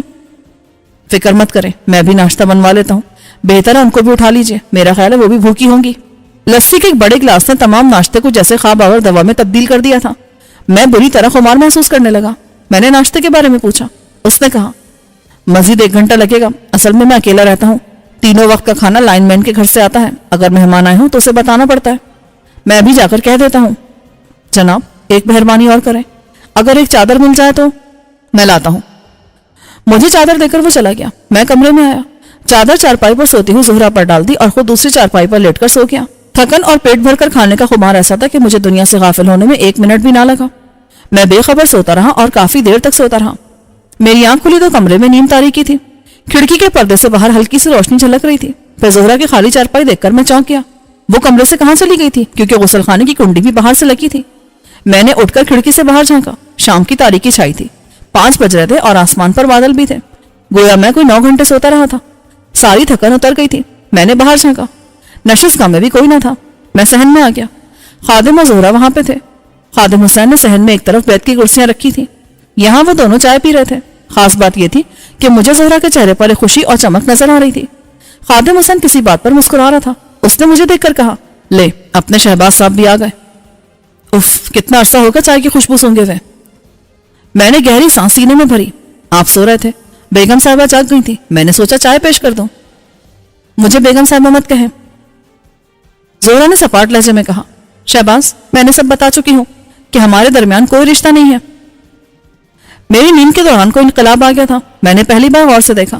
زہرا اور خادم خاصے فاصلے پر تھے، لیکن نہ جانے کیوں مجھے محسوس ہوا کہ وہ دونوں ایک ہیں یا ذہنی طور پر ایک ہو چکے ہیں۔ ان کے درمیان کچھ طے پا گیا تھا۔ اس کا مطلب ہے کہ تم ان کو سب کچھ بتا چکی ہو؟ خادم اپنے آدمی ہیں، انہوں نے وعدہ کیا ہے یہ میری ہر ممکن مدد کریں گے۔ تمہاری؟ میں نے چپتے ہوئے لہجے میں پوچھا۔ زہرا کے انداز سے واضح تھا کہ اس نے مجھے الگ کر دیا ہے۔ میرا خیال ہے مدد کی ضرورت ہمیں ہے۔ بنیادی طور پر تمہارا اس معاملے سے کوئی تعلق نہیں ہے، ان لوگوں سے براہ راست تمہاری دشمنی نہیں ہے، مجھے یقین ہے میرا معاملہ نہ ہوتا تو وہ کبھی ہمارے پیچھے نہ آتے۔ تمہیں اپنے بارے میں کچھ زیادہ خوش فہمی ہے۔ بہرحال تم نے راستہ الگ کرنے کا فیصلہ کر لیا تو مجھے کوئی اعتراض نہیں۔ تم نے اس وقت درست کہا تھا کہ جلد یا بدیر ہمارے راستے الگ ہو جائیں گے۔ شکر ہے کہ تم نے سمجھداری سے کام لیا۔ اب میری ذمہ داری خادم پر ہے۔ میں نے خادم حسین کی طرف دیکھا۔ آپ کی ہمدردی لائق تحسین ہے ویسے۔ وہ کھسیا گیا۔ بس جناب، شروع سے ایسی طبیعت پائی ہے، اس وجہ سے میں نے کئی لوگوں سے دشمنیاں مول لی ہیں۔ تو یہ تو طے ہے کہ زہرا آپ کے حوالے ہیں۔ یہ بتائیں مجھے یہاں سے جانے کے لیے کون سی ٹرین مل سکتی ہے؟ ٹرین تو اب صبح 10 بجے گزرے گی، اس میں آپ سماسٹا تک جا سکتے ہیں۔ وہاں آپ کو ملک کے کسی بھی حصے کے لیے ٹرین مل جائے گی۔ شکریہ سید صاحب، کیا میرے لیے چند ملبوسات اور ایک بیگ کا بندوبست ہو سکتا ہے؟ بیگ تو مشکل نہیں، ہاں کپڑوں میں مسئلہ ہو سکتا ہے۔ یہ چھوٹا سا قصبہ ہے، درزی اور انسلے کپڑے مل جائیں گے، لیکن ریڈی میڈ سوٹ ملنا مشکل ہے۔ کوشش کریں درزی 1-2 جوڑے بنا کر دے دے اور ایک سینڈل مل جائے، میں ان سب چیزوں کی ادائیگی کر دوں گا۔ اس نے شاکی نظروں سے میری طرف دیکھا۔ جناب آپ میرے مہمان ہیں، مجھے یوں بے عزت نہ کریں، جو ممکن ہوا میں کروں گا۔ وہ اٹھ کر باہر نکل گیا۔ اس کے جانے کے بعد زہرا شرمندہ نظر آنے لگی۔ اس نے وضاحت کرنے کی کوشش کی۔ میں نے سوچا تم نے ٹھیک ہی کہا تھا، مرنے والے کے ساتھ۔ وضاحت کی ضرورت نہیں ہے، تم اپنے مستقبل کے بارے میں فیصلہ کرنے کے لیے پوری طرح آزاد ہو۔ پھر بھی تم نے میری جان بچائی، 1 بار نہیں 2 بار، اور مجھے کتنی کوشش کر کے یہاں تک لائے۔ وہ میرا فرض تھا انسان ہونے کے ناطے۔ میں تم سے اس کا صلہ طلب نہیں کرا تھا، بلکہ مجھے خوشی ہو رہی ہے اگر خادم حسین تمہارا رفیق بن جائے تو۔ تم سوچ رہے ہوگے میں نے اتنی عجلت کیوں کی اور تم سے مشورہ لیے بغیر اتنا بڑا قدم اٹھا لیا۔ میں زیادہ سوچنے کا عادی نہیں ہوں۔ سچی بات ہے کہ مجھے اب اس موضوع سے کوفت ہو رہی تھی۔ کیا مجھے چائے نہیں ملے گی؟ ابھی لاتی ہوں۔ وہ جلدی سے اٹھ کر اندر چلی گئی۔ میں سیلاب پر بہنے والے تنکوں کسی بے بسی سے حالات کے دھارے پر بہتا جا رہا تھا۔ ہر نئے دن میرے لیے نئے حالات ہوتے تھے، نئے واقعات، نئے کردار اور نیا ماحول، بلکہ احساسات تک بدل جاتے تھے۔ زہرا اس کی ایک مثال تھی۔ بہرحال اس سے مجھے اب کوئی شکوہ تھا بھی تو وہ بہت معمولی سا تھا، چند منٹ سے زیادہ میرے دل میں نہ ٹک سکا۔ وہ چائے بنا کر لائی۔ اس نے چادر کے بجائے باریک سا دوپٹہ لے رکھا تھا اور یوں بے تکلفی سے مکان میں گھوم پھر رہی تھی جیسے وہ اس جگہ کی مالکن ہو۔ خادم کے سامنے میں نے پوچھنا مناسب نہیں سمجھا تھا۔ تم دونوں کے انداز سے لگ رہا ہے کہ تم اپنے مستقبل کے بارے میں کوئی فیصلہ کر چکے ہو۔ ہاں یہ درست ہے۔ کیا تم اس کی باتوں پر یقین کر سکتی ہو؟ ہاں اس کی باتوں سے تو لگتا ہے کہ وہ سچا ہے۔ گڈ، اگر تم مطمئن ہو تو میں بھی یہاں سے مطمئن جاؤں گا، نیک خواہشات کے ساتھ۔ خادم حسین 2 گھنٹے بعد آیا۔ اس کے ساتھ قصبے کا درزی تھا۔ اس نے میرا ناپ لیا اور یقین دلایا کہ صبح تک 2 سوٹ مجھے تیار ملیں گے۔ خادم حسین 2 جوڑی جوتے اور ایک پشاوری چپل لائے تھا۔ جوتوں میں سے ایک مجھے فٹ آ گیا، پشاوری چپل بھی ناپ کی تھی۔ اس نے میرے لیے اپنے پاس سے ایک سفری بیگ بھی نکال لیا تھا۔ وہ واضح طور پر مجھے جلد از جلد یہاں سے روانہ کرنے کے موڈ میں تھا تاکہ زہرا پر اس کا قبضہ ہو سکے۔ میں نہیں جانتا تھا کہ اس کے عزائم کیا ہیں۔ زہرا باورچی خانے کی طرف تھی، اسی لیے میں نے اس سے بات کر لینا مناسب سمجھا۔ خادم حسین صاحب، میں کھل کر بات کروں گا، زہرا کے لیے آپ کا کیا ارادہ ہے؟ شادی کا۔ وہ بلا جھجک بولا، میں نے مسجد کے مولانا سے بات کر لی ہے، آج عشاء کے بعد ہمارا نکاح پڑھایا جائے گا۔ میں یہ سن کر کشمکش میں پڑ گیا۔ کیا زہرا نے اسے اپنے بارے میں یہ نہیں بتایا تھا کہ اسے بیوہ ہوئے محض 48 گھنٹے گزرے تھے اور وہ عدت پوری کیے بغیر کسی سے شادی نہیں کر سکتی تھی؟ میرے ہچکچانے کی وجہ یہ تھی کہ اگر زہرا نے غلط بیانی کی تھی تو میری طرف سے سچائی کے اظہار کو ان دونوں کی جانب سے نہ جانے کس نظر سے دیکھا جاتا۔ میں سوچ کر بولا، سید صاحب، فرض کریں مستقبل میں آپ کو پتا چلتا ہے زہرا نے آپ سے کسی معاملے میں غلط بیانی کی ہے تو آپ کا رد عمل کیا ہوگا؟ وہ سوچ میں پڑ گیا، پھر ایک طویل سانس لے کر بولا، شہباز صاحب، میں آپ سے چھپاؤں گا نہیں، میں زہرا کو پسند کرنے لگا ہوں، اور جب وہ مجھے اپنے بارے میں بتا رہی تھی تو مجھے شک تھا اس نے بہت ساری باتیں غلط بتائی ہیں یا مجھ سے چھپائی ہیں۔ اپنی شادی کے بارے میں اس نے کیا بتایا؟ یہی کہ اس کا شوہر مر چکا ہے۔ درست، لیکن اسے مرے ہوئے صرف 2 دن ہوئے، تو سید صاحب آپ سمجھ سکتے ہیں 4 ماہ 10 دن سے پہلے زہرا کی آپ سے شادی اس ملک کے قانون اور مذہب کی رو سے ممکن نہیں ہے۔ اس کا چہرہ تشویش زدہ ہو گیا۔ اس نے مکان کی طرف دیکھا اور دھیمی آواز میں بولا، زہرا نے مجھے یہ بات نہیں بتائی۔ سید صاحب، زہرا اچھی عورت ہے، اس نے زمانے کے بہت دکھ سہے ہیں اور میں گواہی دے سکتا ہوں کہ یہ بنیادی طور پر اچھی عورت ہے۔ ملک صاحب، میں نے بھی دنیا دیکھ رکھی ہے۔ ایک اسٹیشن ماسٹر کو جتنے کردار اور آدمی دیکھنے کا موقع ملتا ہے شاید ہی کسی اور کو ملتا ہو۔ خادم حسین نے بڑک ماری تھی، ورنہ زہرا کے ہوش ربا حسن نے اسے اپنا اسیر کر لیا تھا، مگر میں نے اپنے طور پر درست فیصلہ کیا، انہیں معاشرتی اور مذہبی حدود توڑنے سے بچا لیا تھا۔ زہرا کے مقدر میں جو ہوگا وہ اسے مل کر رہے گا۔ خادم حسین اندر چلا گیا۔ اس علاقے میں بجلی نہیں تھی، اس نے کیروسین لیمپ لگا رکھے تھے، ان کی تیز روشنی سے صحن جگمگا رہا تھا۔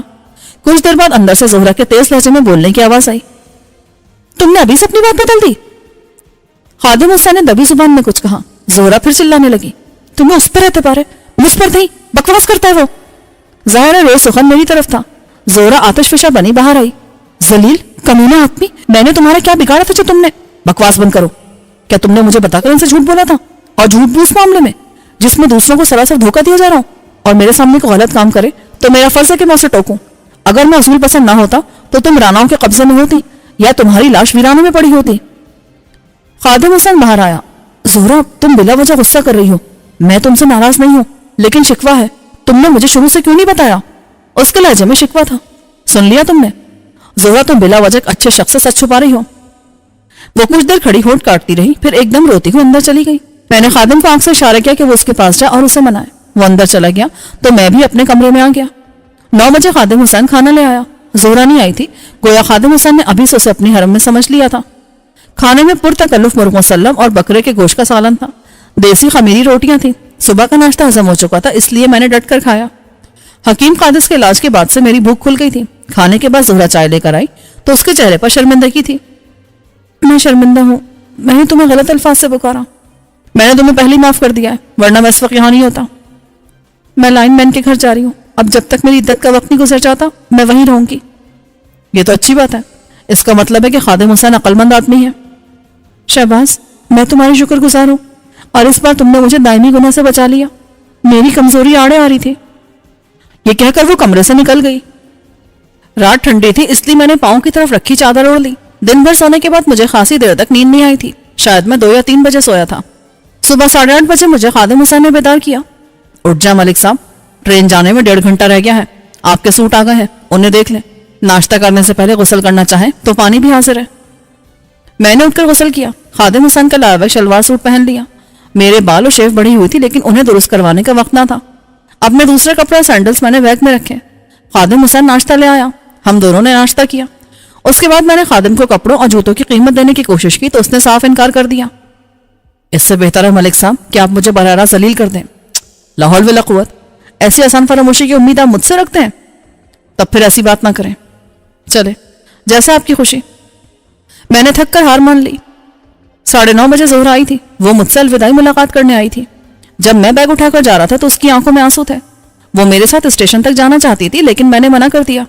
زہرا، تمہیں محتاط رہنا ہوگا، یہ جگہ پہلوان کے گاؤں سے زیادہ دور نہیں ہے۔ وہاں کو کوئی فرد اس طرف آیا اور تم پر نظر پڑ گئی تو تم سوچ سکتے ہو کہ کیا ہو سکتا ہے۔ زہرا کی رنگت پیلی پڑ گئی۔ میں باہر نہیں جاؤں گی۔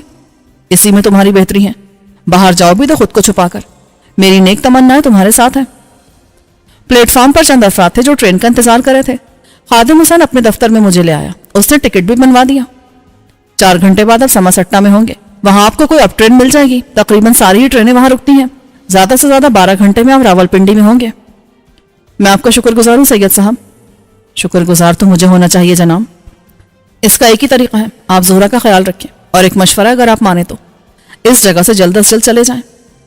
میں نے بھی یہی سوچا ہے، تبادلے کی درخواست میں نے پہلے ہی دے دی تھی۔ ویسے بھی زہرا کو میں شادی ہوتے ڈیرہ غازی خان لے جاؤں گا، میرا آبائی شہر ہے۔ ڈیرہ غازی خان شکرگڑھ سے خاصے فاصلے پر واقع ہے، زہرا وہاں زیادہ محفوظ رہتی۔ ٹرین 20 منٹ کی تاخیر سے آئی تھی، اس کا اسٹاپ 2 منٹ کا تھا۔ ٹرین پر چڑھنے سے پہلے خادم حسین میرے گلے لگا، بہت محتاط رہیے گا، وہ بہت شفاق لوگ ہیں۔ آپ فکر نہ کریں ملک صاحب، میرے بازو بھی کمزور نہیں ہیں۔ اس نے مونچھوں کو تاؤ دیا۔ وہ بازوؤں کی نہیں، بارود کی زبان میں بات کرنے والے لوگ ہیں، اور جو لوگ ان کے پیچھے ہیں وہ اور بھی زیادہ خطرناک ہیں۔ میں نے خادم حسین کو خطرے کا احساس دلانے کی کوشش کی، لیکن بعد میں جو ہوا اس سے ثابت ہو گیا تھا کہ میں اپنی کوششوں میں کامیاب نہیں ہوا تھا۔ 4 گھنٹے بعد اس سست رفتار پیسنجر ٹرین نے مجھے سما سٹا کے اسٹیشن پر اتار دیا۔ یہاں مجھے شام کے وقت لاہور جانے والی ٹرین ملی تھی۔ میں نے دوپہر کا کھانا ایک نزدیکی ہوٹل میں کھا لیا۔ موسم کی مناسبت سے ایک اضافی ٹوپی اور سیاہ فریم کی رنگین 0 شیشوں والی اینک بھی لے لی تھی۔ اس سے میرا حلیہ 60% بدل گیا تھا۔ باقی کسر میں نے ایک باربر سے بالوں اور شیف کو حجامت بنوا کر مکمل کرا لی۔ فرینچ کٹ اور آرمی کٹ بالوں کے ساتھ میں خاصا مختلف نظر آ رہا تھا۔ ایک حمام میں غسل کر کے میں نے دوسرا لباس پہن لیا۔ آخر میں بازار سے ایک پینٹ شرٹ اور ایک ریڈی میڈ شلوار سوٹ لیا۔ جب میں اسٹیشن آیا تو گاڑی میں کچھ وقت تھا۔ ٹکٹ مجھے محکمہ ریل کے بااختیار نمائندوں یعنی قلیوں نے دلوا دیا تھا، برتھ بھی انہوں نے دلوائی۔ یہ اے سی پارلر کی برتھ تھی۔ میں نے ٹھاٹھ سے لاہور تک کا سفر کیا۔ رات لاہور کے اسٹیشن روم میں گزار کر صبح میرا ارادہ راولپنڈی کے لیے ٹرین پکڑنے کا تھا.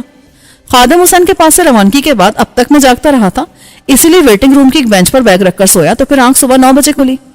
ریل کار جا چکی تھی. بہرحال مجھے افسوس نہ تھا, موٹر وے کے راستے میں زیادہ جلدی پنڈی پہنچ سکتا تھا. میں نے سب سے پہلے پی سی او سے ندیم کا نمبر ملایا. فون ندیم نے اٹھایا تھا. کون ہے؟ تمہارا باپ. شہباز تو کہاں چلا گیا تھا؟ فی الحال نہ پوچھ, جہاں بھی ہوں محفوظ ہوں. وہاں کے حالات بتا. مونا سفیر خیریت سے ہیں. میرا وسیم سے رابطہ ہے. راجہ صاحب واپس آ چکے ہیں. مرشد علی 2 بار مجھ سے صلح کی درخواست کر چکا ہے. حیرت ہے, اب اسے صلح کی ضرورت کیوں محسوس ہوئی؟ ضرورت ہے نا, الیکشن قریب ہے, مخالف پارٹی مضبوط ہے اور تیرے کیس کو سپورٹ کر رہی ہے. تیری گمشدگی کا سارا الزام مرشد علی پر آ رہا ہے. میں نے مرشد اور اکرم چشتی کے خلاف عدالت کی مدد سے FIR درج کرا دی ہے. چشتی معطل ہے. اس سے ہوشیار رہنا, زخمی سانپ کی طرح خطرناک ہے وہ. تو فکر مت کر, ایک دن میرے گھر آ گیا تھا, باقاعدہ پاؤں پڑ گیا تھا. خیر, میں نے تیرے کیسوں کو ختم کرنے کی شرط رکھ دی ہے, اس کے بعد ہی میں ان کی مدد کر سکتا ہوں. امید ہے 1-2 ہفتے میں کوئی اچھا نتیجہ نکلے گا. میں ان کی گرفت سے نکل گیا ہوں نا, اس وجہ سے بھی وہ زیادہ بوکھلائے ہوئے ہیں. تو ایسا کر, ان کے خلاف میری بازیابی کا کیس داخل کر دے. وہ آہستہ میرے شیر, آہستہ. یہ قانونی کام فٹافٹ نہیں ہو جاتے, میں سب کر دوں گا, بس تو اپنی حفاظت کر, ان سے دور رہ. میں گھر آنا چاہتا ہوں. میں اس کا مشورہ بالکل نہیں دوں گا. یہاں تو محفوظ نہیں ہے, بہتر ہے جہاں ہے وہی رہیں. مانا دلی میں رہیں پر کھائیں گے کیا؟ میں نے محاورے کی صورت میں اپنا حال بیان کیا. ایسا کر, مجھے ایک موبائل پر کال کر. ندیم کی بات سے لگ رہا تھا جیسے اسے شبہ ہو کہ اس کا فون آبزرویشن پر تھا اور یہ ممکن تھا. میں نے پی سی او سے کاغذ قلم لے کر ندیم کا بتایا وہ موبائل نمبر نوٹ کیا اور پھر اس نمبر پر کال ملوائی. ہاں بتا, کیا ہو سکتا ہے؟ مجھے شبہ ہے میرے گھر کا فون چیک پر ہے. تو لاہور میں ہے؟ ہاں. یہ بتا مجھے یہاں رقم اور کوئی جائے پناہ مل سکتی ہے؟ ہاں, میں نے یہی بتانے کے لیے تجھے یہ نمبر دیا ہے. وہاں شازیہ کا ماموں ہے, ڈاکٹر حماد, سنکی آدمی ہے لیکن قابل اعتماد ہے. ندیم نے مجھے اس کا پتہ اور فون نمبر دے دیا. ریٹائرڈ ہے, صبح شام اپنی کوٹھی میں فری کلینک چلاتا ہے. یار سفیر و مونا کہاں ہے؟ سفیر کی حویلی میں. سفیر بھاگ آیا تھا, بڑی مشکل سے راجہ نے اسے واپس بھجوایا تھا, ورنہ وہ مصر تھا تیرے پاس جانے کے لیے. اچھا ہوا جو وہ نہیں تھا, لیکن یار مجھے دشمن کی مستعدی پر حیرت ہے. انہوں نے شروع سے ہمیں نظر میں رکھا تھا, میرے علاوہ سب مارے گئے. البتہ حکیم کا یقین سے نہیں کہہ سکتا میں. چل ان چکروں کو چھوڑ, فی الحال اپنی فکر کر. رابطہ کرنا ہو تو باہر سے کرنا, سمجھ رہا ہے نا؟ تیرے دشمنوں کے ہاتھ بہت لمبے ہیں. کیا تو وسیم کو میرے بارے میں بتائے گا؟ نہیں, ممکن ہے دشمنوں نے ان پہ بھی نظر رکھی ہو اور ان کے پیچھے پیچھے پہنچ جائیں. پچھلی بار بھی ایسا ہی ہوا تھا نا. یار مجھے خود سے زیادہ تیری اور ان دونوں کی فکر ہے. ہم جانتے ہیں, اب زیادہ باتیں نہ کر. کوئی بھی ضروری بات ہو تو ایک اور نمبر لکھو, اس پر کال کرنا, اس پر مت کرنا. ندیم بلا شبہ ذہین آدمی تھا, اس نمبر کو ٹریس کے جانے کا امکان فی الحال نہیں تھا. البتہ اگر دشمن اس کے گھر کا نمبر چیک کر رہا تھا تو اسے نمبر مل گیا تھا. اب جو ندیم نے نمبر بتایا تھا وہ یقینی طور پر اس کی رسائی سے دور تھا. تو بھی کوئی موبائل لے لے. فی الحال میرے پاس اتنی رقم نہیں ہے. تم ماموں کے گھر تک تو جا سکتے ہو نا؟ ہاں اتنا تو ہے. تو بس اس کے پاس پہنچ جاؤ, یہ سارے مسائل حل ہو جائیں گے. میں پی سی او والے کو رقم دے کر نکلا اور سامنے سے گزرنے والی ٹیکسی روک لی. اسے ڈاکٹر حماد کا پتہ بتایا. وہ ماڈل ٹاؤن کا پتہ تھا, اسی لیے ٹیکسی والے نے فوراً ماڈل ٹاؤن والا کرایہ طلب کر لیا. میں نے سر ہلایا کیونکہ کون سے میری جیب سے جا رہے تھے. ٹیکسی والے نے اپنی اور میری جان ہتھیلی پر رکھ کر لاہور کی تنگ اور ٹریفک سے بھرپور سڑکوں پر اپنی ڈرائیونگ کے جوہر دکھانے شروع کر دیے. 1 گھنٹے بعد اس نے مجھے میری مطلوبہ کوٹھی کے سامنے اتار دیا. ٹیکسی روانہ ہوتی میں نے کال بیل پر انگلی رکھی اور اچھل پڑا. اس میں کرنٹ آ رہا تھا. شکر ہے کہ جھٹکا زوردار نہ تھا. بڑا سا گیٹ بند تھا اور اندر دور تک کوئی نظر نہیں آ رہا تھا. میں نے ڈرتے ڈرتے گیٹ کو ہاتھ لگایا اور پھر اسے زور سے بجا دیا. چند لمحے بعد گھنٹی کے بٹن تلے لگی جالی میں سے کسی نے پوچھا, کون ہے؟ جی میں شہباز احمد ہوں, ڈاکٹر حماد کی بھانجی شازیہ کے شوہر, ندیم کا دوست. اتنا لمبا تعارف کرانے کی کیا ضرورت ہے؟ بیل بجاؤ. دروازہ کیوں بجایا؟ جناب بیل سے آدمی خود بھی بچ سکتا ہے, اس میں کرنٹ آ رہا ہے. اچھا, بارش کے بعد ایسا ہو جاتا ہے. نامراد کہاں ہے؟ وہ کون ہے؟ ارے بھائی میں ڈاکٹر حماد ہوں, ابھی آتا ہوں. نامراد حسب معمول سو رہا ہوگا. چند منٹ بعد اندر سے ایک عمر رسیدہ دبلا پتہ اور لمبا شخص گاؤن کی ڈوریاں کستہ برآمد ہوا. اس نے آ کر دروازہ کھولا. شہباز احمد. میں نے ہاتھ آگے بڑھایا. اس نے ہاتھ گاؤن سے نکالنے کی زحمت کے بغیر جواب دیا, doctor Hammad, MBBS from London. پھر اس نے دھاڑ کر نامراد کو آواز دی. 1 منٹ بعد ایک 4 فٹ قد کا نمونہ بھاگتا ہوا آیا اور اٹینشن کھڑا ہو گیا. نمونہ میں نے اسے یوں کہا کہ اس نے خٹک ڈانس کرنے والوں کا گھیردار سا لباس پہن رکھا تھا اور زلفیں بھی اس کی لمبی تھی, بس ایک تلوار کی کمی تھی. ڈاکٹر نے اس سے پوچھا, کہاں مر گیا تھا؟ میں غسل خانے میں تھا. اچھا, पेट खराब है तुम्हारा? 1 घंटे बाद क्लिनिक आ जाना। डॉक्टर का फरमान सुनकर नामुराद के चेहरे पर 12 बज गए थे। यकीनन उसकी हरामखोरी का डॉक्टर साहब ने कोई शाफी इलाज तैयार कर रखा था। वो मुझे अंदर ले गए। ड्राइंग रूम में उन्होंने बिठाकर पहले नाश्ते का पूछा। मेरे इनकार पर इंटरकॉम पर किसी को कॉफी लाने का कहा। तो तुम हो शहबाज मलिक? कुछ देर पहले नदीम की कॉल आ गई थी। जी, वो मेरा बहुत अच्छा दोस्त है। बताने की जरूरत नहीं, मेरी तरफ से तुमको हर मुमकिन ताउन मिलेगा। Coffee P low. इतनी देर में मैं मुलाजमा से तुम्हारे लिए गेस्ट हाउस में कमरा सेट करा देता हूँ। शुक्रिया आपका, इसकी जरूरत नहीं है। मुझे अफसोस है, मैं तुम्हें ज्यादा वक्त नहीं दे सकूंगा। सुबह 9 से शाम 7 बजे तक मेरा वक्त मरीजों और मुताले के लिए मखसूस है। नाश्ते और रात के खाने पर मुलाकात होगी। लंच मैं नहीं करता, इसलिए मुलाजमा से अपने लिए कह देना। शुक्रिया जनाब, इतनी इनायत काफी हैं। मुलाजमा गर्म, महकती और भाप उड़ाती कॉफी ले आई, जो बिलाशुबा मेरी जिंदगी की चंद बेहतरीन कॉफियों में से एक थी। डॉक्टर ने मुलाजमा से कहा, इनके लिए कमरा गेस्ट हाउस में सेट कर दो। जी सर। कौसर मेरी जिंदगी में आने वाले चंद बेहतरीन इंसानों में से एक है। मैं खुशकिस्मत हूं कि मुझे इस उम्र में ऐसी मुहज़्ज़ब और वफादार खादमा मिली है। दुरुस्त फरमाया आपने, अच्छे मुलाजमीन किस्मत से ही मिलते हैं। मैंने तायद की। मुझे सैद गुल याद आ गया था। कहने को तो वो चौकीदार था, लेकिन उसने मेरे बेशतर काम अपने जिम्मे ले रखे थे। हद तो ये कि दफ्तर में सुबह का नाश्ता भी वही बनाता था। सफाई सुथराई और आने जाने वालों का ख्याल रखने की जिम्मेदारी भी उसने खुद ले ली थी। काश मैं उसके कातिलों को बता सकता कि वो मेरे लिए क्या था। जनाब, आपका कमरा तैयार है। कौसर ने आकर कहा तो मैं चौंक गया। अब तुम जाकर आराम करो, मेरा भी मरीजों को देखने का वक्त हो रहा है। कोई जरूरत हो तो कौसर से कह देना। शुक्रिया जनाब। मैं कौसर के साथ कोठी से मुत्तसिल एनेक्सी में आया। वहां आने वाले मेहमानों के लिए रिहायशी कमरे थे। मुझे दी जाने वाला कमरा तमाम सहूलियात से आरास्ता था। पेश कीमत फर्नीचर और गुल रंग कालीन। बिस्तर के सामने ट्रॉली में टीवी, सीडी प्लेयर और एक तरफ रैक में किताबें और रसाइल रखे थे। खिड़कियों पर पर्दे पड़े थे। कौसर ने मुझे कमरा दिखाया और अदब से बोली, जनाब, लंच कब लेना पसंद करेंगे? कोई खास डिश पसंद हो तो हुक्म फरमाए। नहीं, कुछ भी बना लेना, खाना मैं 2 बजे खाऊंगा। मजीद किसी चीज की जरूरत हो तो?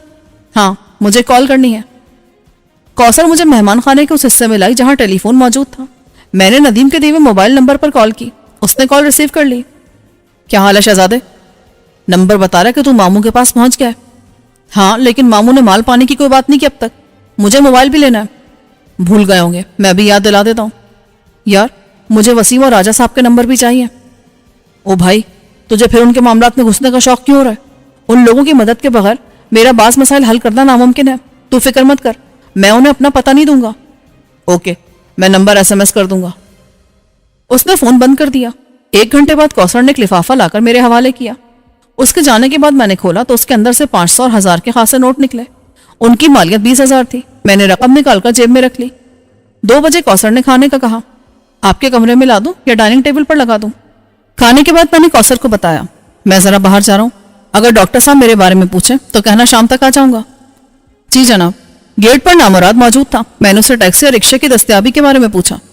जनाब, आप इधर से सीधा जाएगा, दाएं तरफ मुड़ेगा, सामने कोई ना कोई टैक्सी या रिक्शा मिल जाएगा। उसने समझाया और जब मैं उसके बताए हुए रास्ते पर दाएं तरफ मुड़ा तो सामने मुझे रिक्शा नजर आ गया।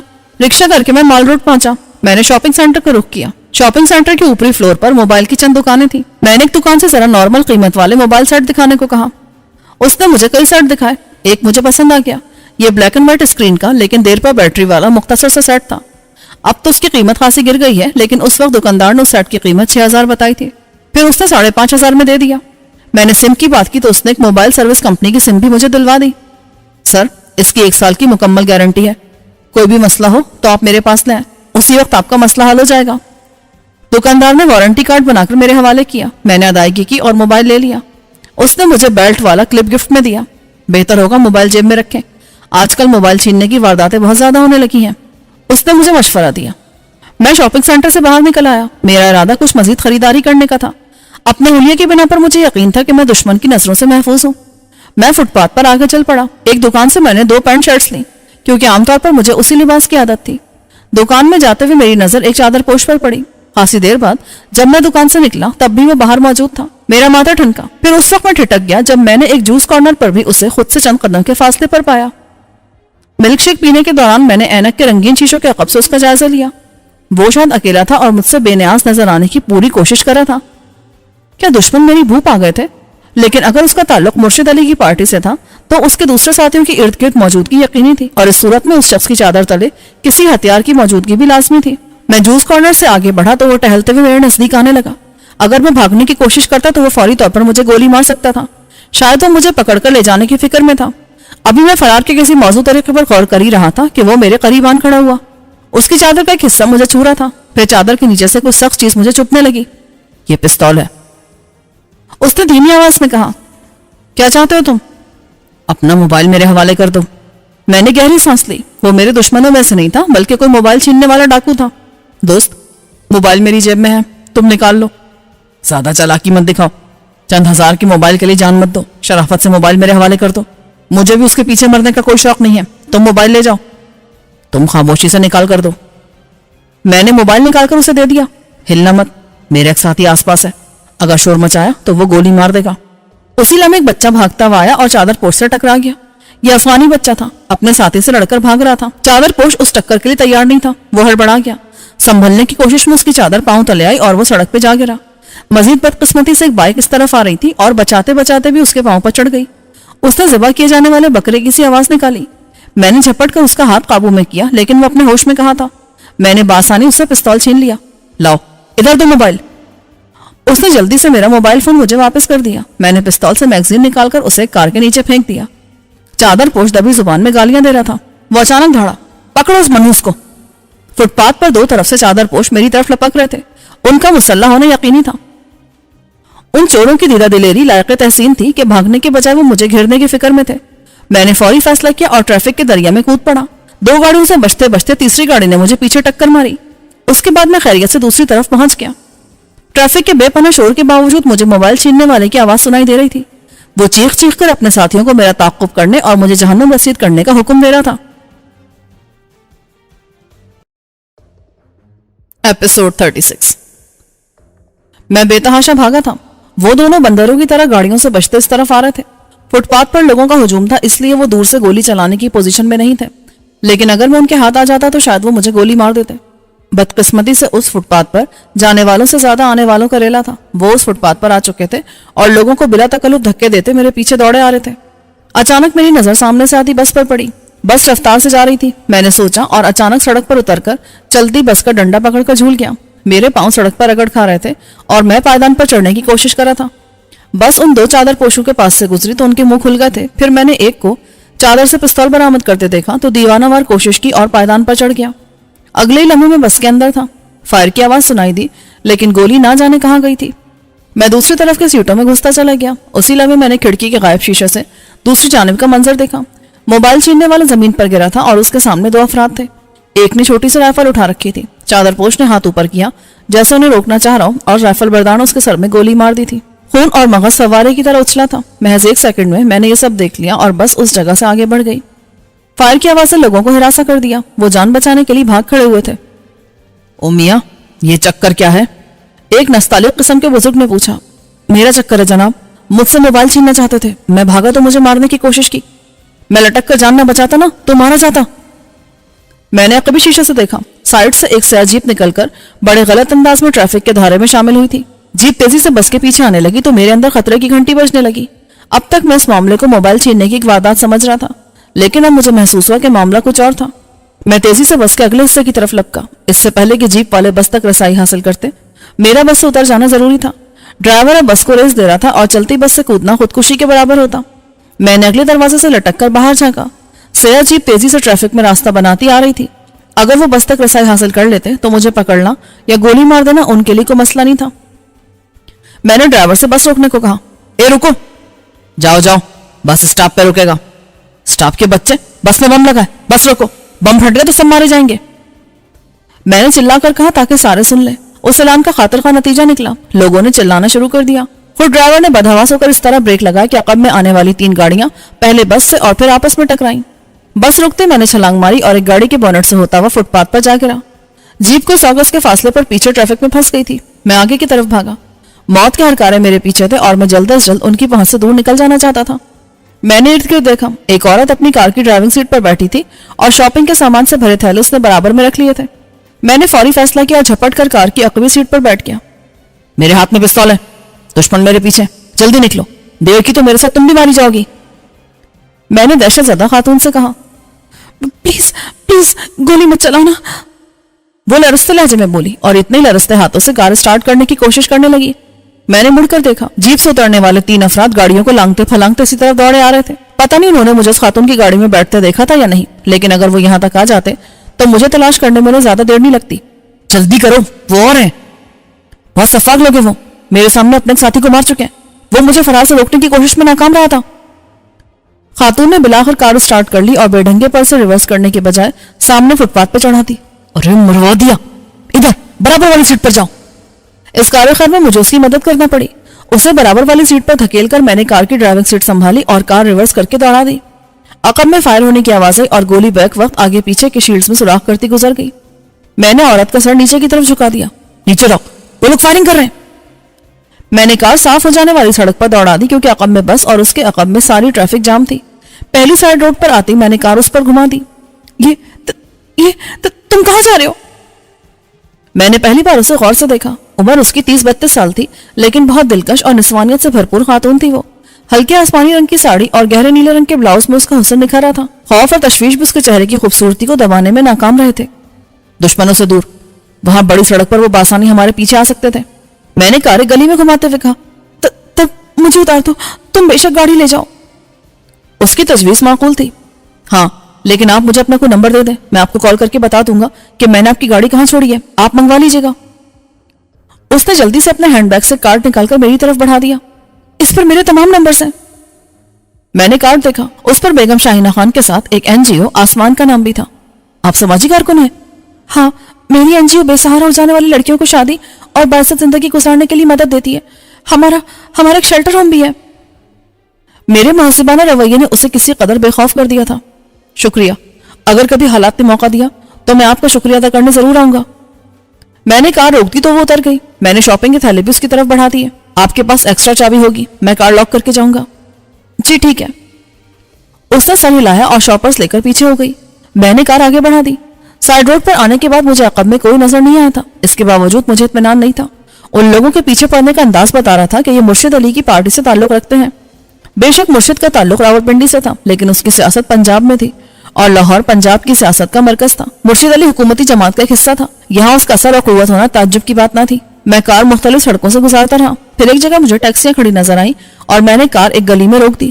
چابیاں میں نے فٹ میٹ پر اس طرح ڈال دی کہ باہر سے نظر نہ آئے. میں نے جو کپڑے لیے تھے ان کا شاپر بھاگ دوڑ میں گر گیا تھا. بہرحال موبائل بچ گیا تھا. میں نے ایک ٹیکسی والے سے بات کی. وہ شریف آدمی فوراً چلنے کو تیار ہو گیا. اس کی ٹیکسی کا میٹر بھی مناسب رفتار سے چل رہا تھا. اس نے آدھے گھنٹے میں مجھے ڈاکٹر صاحب کی کوٹھی کے سامنے اتارا اور کرائے کے علاوہ 50 روپے لے کر خوشی خوشی رخصت ہو گیا. نامراد, جس کا اصل نام مراد خان تھا, گیٹ پر موجود تھا. میں نے بیل بجانے سے گریز کیا اور دروازہ بجایا. بھاگ جاؤ. مراد خان نے کرسی سے جواب دیا. وہ بھاگ جاؤ کے بچے, میں ہوں تمہارے صاحب کا مہمان. تمہیں صاحب؟ اس نے بوکھلا کر جلدی سے دروازہ کھولا. مہمان خانے میں اپنے کمرے میں آ کر میں نے کافی طلب کی.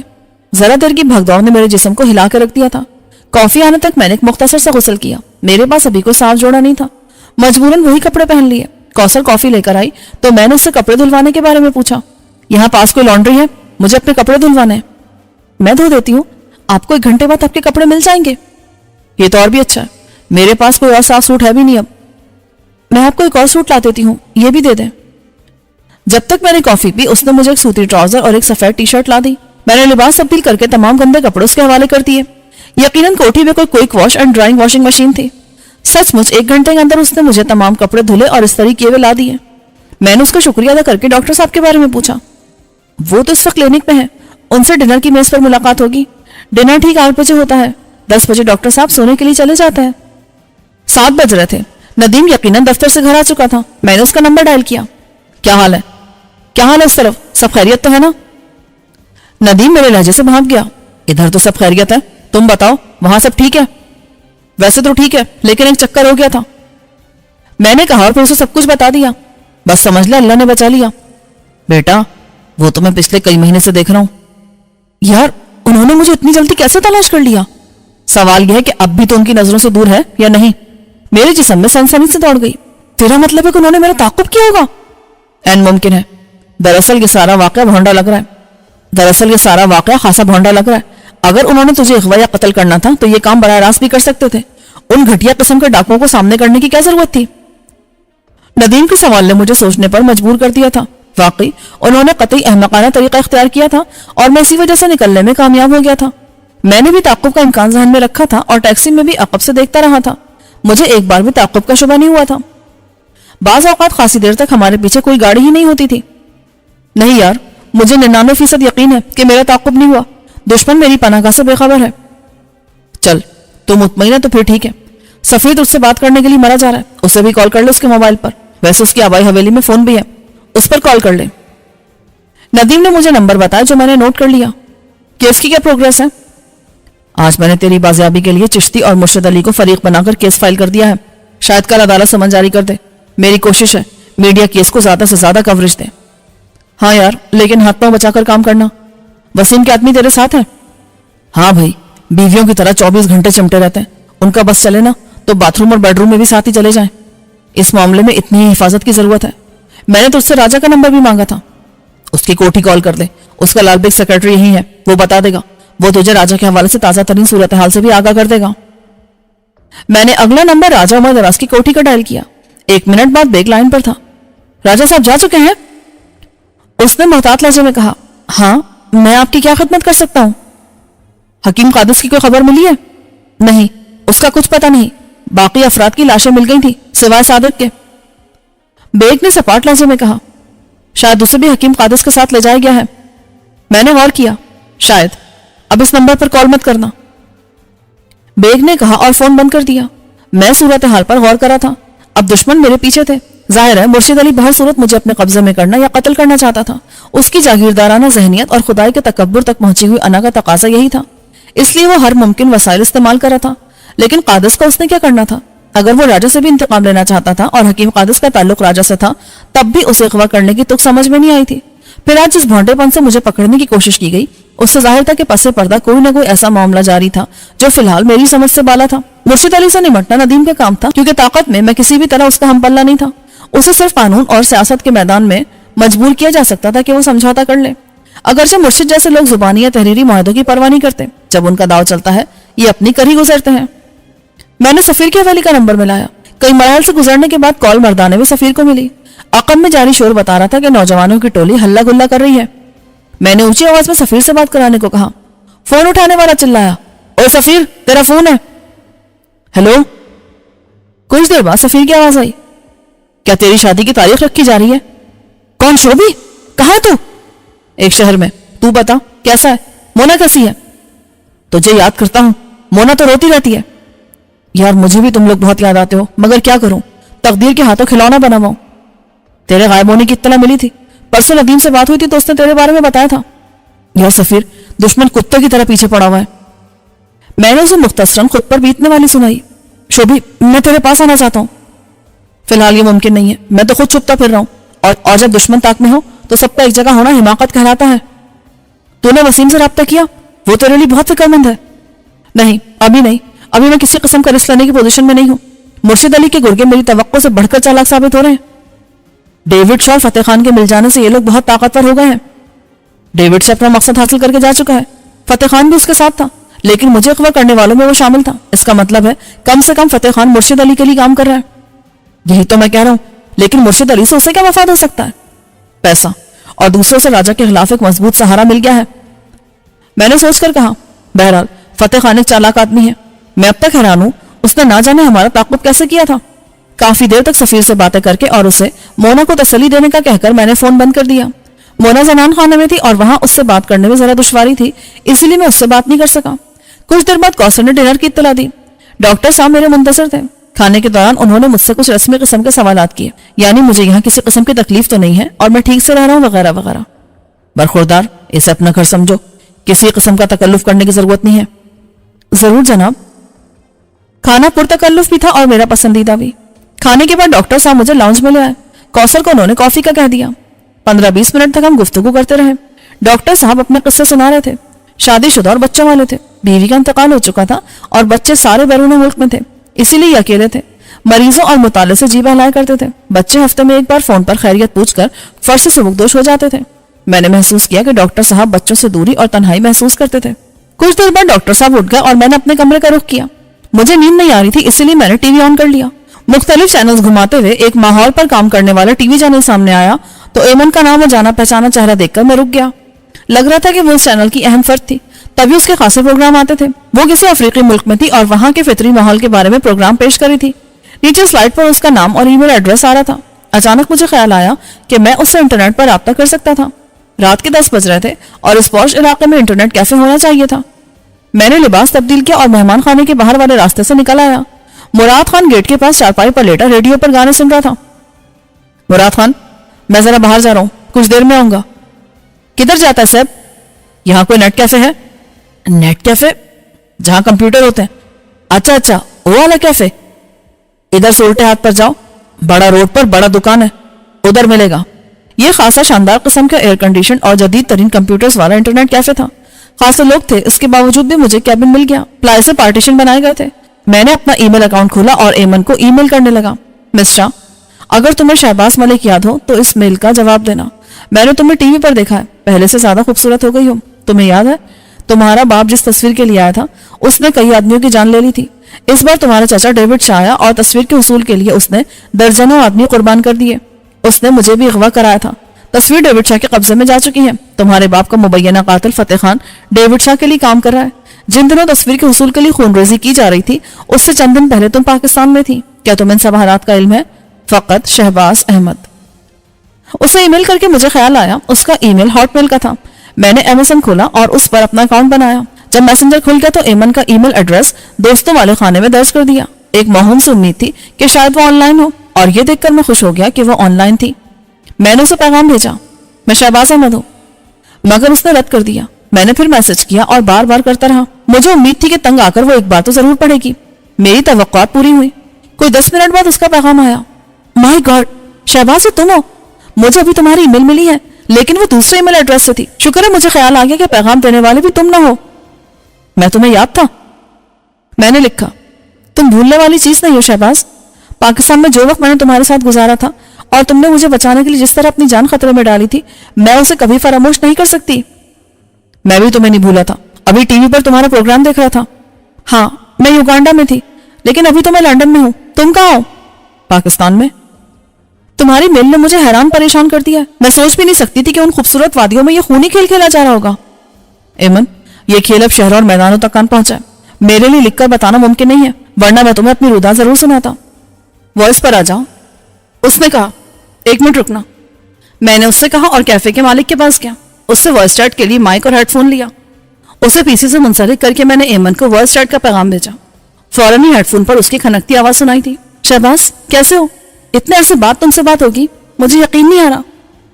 لیکن آج کل میں جن انہونیوں سے گزر رہا ہوں مجھے یقین ہے میں ہر بات اور ہر واقعے کے لیے تیار رہتا ہوں. لگتا ہے ان دنوں تم زیادہ ہی پریشان ہو. میری بات چھوڑو، اپنی سناؤ. ڈیوڈ شاہ تصویر کے لیے پاگل ہو رہا تھا. نام ملو اس شخص کا، مجھے نفرت ہے اس سے. اس نے میرے باپ کی جگہ پر قبضہ کر لیا. یہی نہیں بلکہ اسے مردہ بھی قرار دلوا دیا. اس کے بغیر وہ برڈ شاہ کی جائیداد پر کیسے قبضہ کر سکتے تھے؟ میں نے سنا پاکستانی حکومت نے بھی برڈ شاہ کی فائل بند کر دی ہے. یہ سب ڈیوڈ کا چکر ہے. اس نے میری بے خبری میں یہ کام کیا ہے. اب میں نے فیصلہ کیا ہے کہ اس کے اس اقدام کو عدالت میں چیلنج کروں گی. کہاں؟ انگلینڈ میں یا پاکستان میں؟ پہلے پاکستان میں، اس کے بعد یہاں. اسی سلسلے میں اگلے ہفتے پاکستان آ رہی ہوں. واہ، یہ تو اچھی خبر ہے. تم سے ملاقات کہاں کی؟ فی الحال مشکل ہے یہ. میں نے ایمن کو اپنے اور اپنے پیاروں پر گزرنے والی روداد اختصار کے ساتھ سنائی تھی. اس کے باوجود بات 1 گھنٹے میں جا کر ختم ہوئی. وہ دم بخود سے سنتی رہی. آخر میں بولی، شہباز مجھے لگتا ہے تمہاری قسمت کی لکیر میں سکون سے رہنا نہیں لکھا. ایسی بات نہیں ہے. وہ چند دن تھے جب میں ایک نارمل زندگی سے دور رہ رہا تھا. اس کے بعد میں سکون سے ایک عام آدمی کی طرح جی رہا تھا کہ یہ افتاد آن پڑی. اس نے گویا جھرجھری لی. پہلے وزٹ کے بعد میں کئی بار پاکستان آئی. میں نے سوچا بھی نہ تھا کہ یہاں بااثر لوگ قانون کو اس حد تک کھلونا بنا کر رکھتے ہیں. اس سے بھی زیادہ. میں تو پھر ان کا مقابلہ کر رہا ہوں. یقین کرو کوئی غریب بے سہارا ہوتا نا تو کب کا اس کا نام و نشان مٹ چکا ہوتا. شہباز اب تم کیا کرو گے؟ مقابلہ. اس کے سوا اپنوں نے میرے لیے کوئی راستہ ہی نہیں چھوڑا. میرا وکیل کوشش کر رہا ہے کہ مفاہمت کی کوئی صورت نکل آئے لیکن مجھے 1% بھی امید نہیں ہے کہ ایسا ہوگا. سنو، تم ملک سے نکل جاؤ، انگلینڈ آ جاؤ. میں ویزا دلوانے میں ہر ممکن مدد کروں گی تمہاری. قانونی طریقے سے میرا نکلنا مشکل ہے کیونکہ میں کئی مقدمات میں پولیس کو مطلوب ہوں اور غیر قانونی طریقے سے نکلنا مجھے قبول نہیں. ویسے تم فکر مت کرو، اللہ کی ذات کے بعد میرے مہربانوں کی کمی نہیں ہے. راجہ اچھا آدمی ہے، وہ مجھے اس وقت بھی اچھا لگا تھا. یقین کرو راجا جیسے لوگ جھوٹا چور نہیں ہو سکتے. اس نے مجھے اس مہم کا تھوڑا سا احوال سنایا ہے جس میں وہ تمہارے دادا کے ساتھ ہمالیہ کی طرف گیا تھا. ایمن بے چین ہو گئی. اس نے یہ نہیں بتایا کہ کیوں گیا تھا؟ نہیں. میں نے سوچ کر کہا. افسانوی شہر کا ذکر کرنا مجھے مناسب نہیں لگا تھا. آخر اس کے باپ نے بھی اسے یہ بات نہیں بتائی تھی. پاکستان اگر میں تم سے رابطہ کیسے کروں گی؟ میرا موبائل نمبر نوٹ کر لو. تمہارے آنے تک اگر یہ میرے پاس رہا تو اس پر رابطہ کرنا, ورنہ اللہ مالک ہے. Okay I will try. اگر تمہارا نمبر نہ ملا تو مجھے اسلام آباد کے میریٹ ہوٹل میں کال کرنا, میں وہیں رکوں گی. ضرور, بشرطے کہ حالات کال کرنے کی اجازت دیں. شہباز اپنا خیال رکھنا. تم نہیں جانتے میں تمہارے لیے دل میں کتنا خلوص رکھتی ہوں. وہ اچانک جذباتی ہو گئی. تھینکس ایمن, اب مجھے جانا ہوگا. میں زیادہ دیر باہر نہیں رہ سکتا. میں سمجھ رہی ہوں. Good bye. Good bye. میں نے رابطہ ختم کر دیا. بل ادا کر کے میں وہاں سے نکل آیا. 12 بج رہے تھے اور پوش علاقہ ہونے کی وجہ سے گلیاں سنسان تھیں. میں تیز تیز قدموں سے ڈاکٹر کی کوٹھی کے پاس پہنچا. اس کے مین گیٹ کے سامنے کار کھڑی تھی. میں رک گیا. جب میں گیا تھا تو یہ کار نہیں تھی, اور اس علاقے میں گھروں کے اندر اور باہر گاڑیاں کھڑی کرنے کی اتنی گنجائش تھی کہ کوئی بھی مجبوری میں کار کسی کے مین گیٹ کے سامنے پارک کرنے کا سوچ بھی نہیں سکتا تھا. میری چھٹی اس نے مجھے چونکا دیا اور میں نزدیک جانے کے بجائے ایک درخت تلے رک گیا. یہاں تاریکی تھی اور دور سے مجھے دیکھ لیے جانا ناممکن تھا. کار کے اندر بھی تاریکی تھی اور یہ جاننا ممکن نہیں تھا کہ اندر کوئی ہے یا نہیں. اچانک کار کے اندر ایک سرخ نقطہ نظر آیا. کوئی سگریٹ پی رہا تھا. میں نے ٹٹول کر زمین پر سے ایک بڑا پتھر اٹھایا اور سڑک کے کنارے لگے درختوں کی آڑ لیتا ہوا جھکے جھکے کار کے نزدیک پہنچا اور کار کی ڈکی کے ساتھ دبک کیا. اچانک اندر سے کسی کی گھٹی گھٹی آواز آئی اور پھر کوئی غرایا. وہ کہاں ہے تیری ماں کا یار؟ کون؟ ہم کو نہیں پتا. مراد خان نے فریاد کی. یہ نہیں مانے گا, اسے سلا دو, اندر دیکھو. کسی دوسرے نے کہا. اس کے فوراً ہی بعد ہلکی سی ٹھک کی آواز آئی اور میں نے مراد کی ہلکی سی چیخ سنی تھی. اندر کم سے کم 2 افراد تھے اور شاید ایک گاڑی میں تھا. ممکن ہے گاڑی میں ایک سے زیادہ ہوں. مجھے صرف سگریٹ نوش نظر آیا. اندر سے آنے والی آوازوں سے ظاہر تھا کہ مراد خان سے پوچھ گچھ کے بعد اسے بے ہوش کر دیا گیا تھا, یا ممکن ہے وہ مارا جا چکا ہو. وہ لازماً مسلح تھے اور ان کے سامنے آنا خودکشی کرنے کے مترادف تھا. میں خاموشی سے پیچھے ہٹا اور مناسب فاصلے پر جا کر موبائل سے ڈاکٹر صاحب کے گھر کا نمبر ڈائل کیا. تیسری پل پر ڈاکٹر صاحب نے کال خود ریسیو کی. ڈاکٹر صاحب, میں شہباز احمد بول رہا ہوں, آپ کی کوٹھی کے باہر سے. باہر سے کیوں؟ اندر کیوں نہیں آئے؟ اچھا اب سمجھا. وہ نامراد پڑا سو رہا ہوگا. نامراد کے بارے میں مجھے شبہ ہے, وہ ہمیشہ کی نیند سو چکا ہے. ڈاکٹر صاحب آپ کی کوٹھی میں چند ڈاکو گھسے ہیں, پولیس کو کال کریں. اوہ مائی گاڈ, 1 منٹ رکنا. وہ بوکھلا کر بولے. غالباً انہوں نے موبائل پر کسی سے رابطہ کیا. کچھ دیر بعد بولے. شیر خان, میں ہوں ڈاکٹر.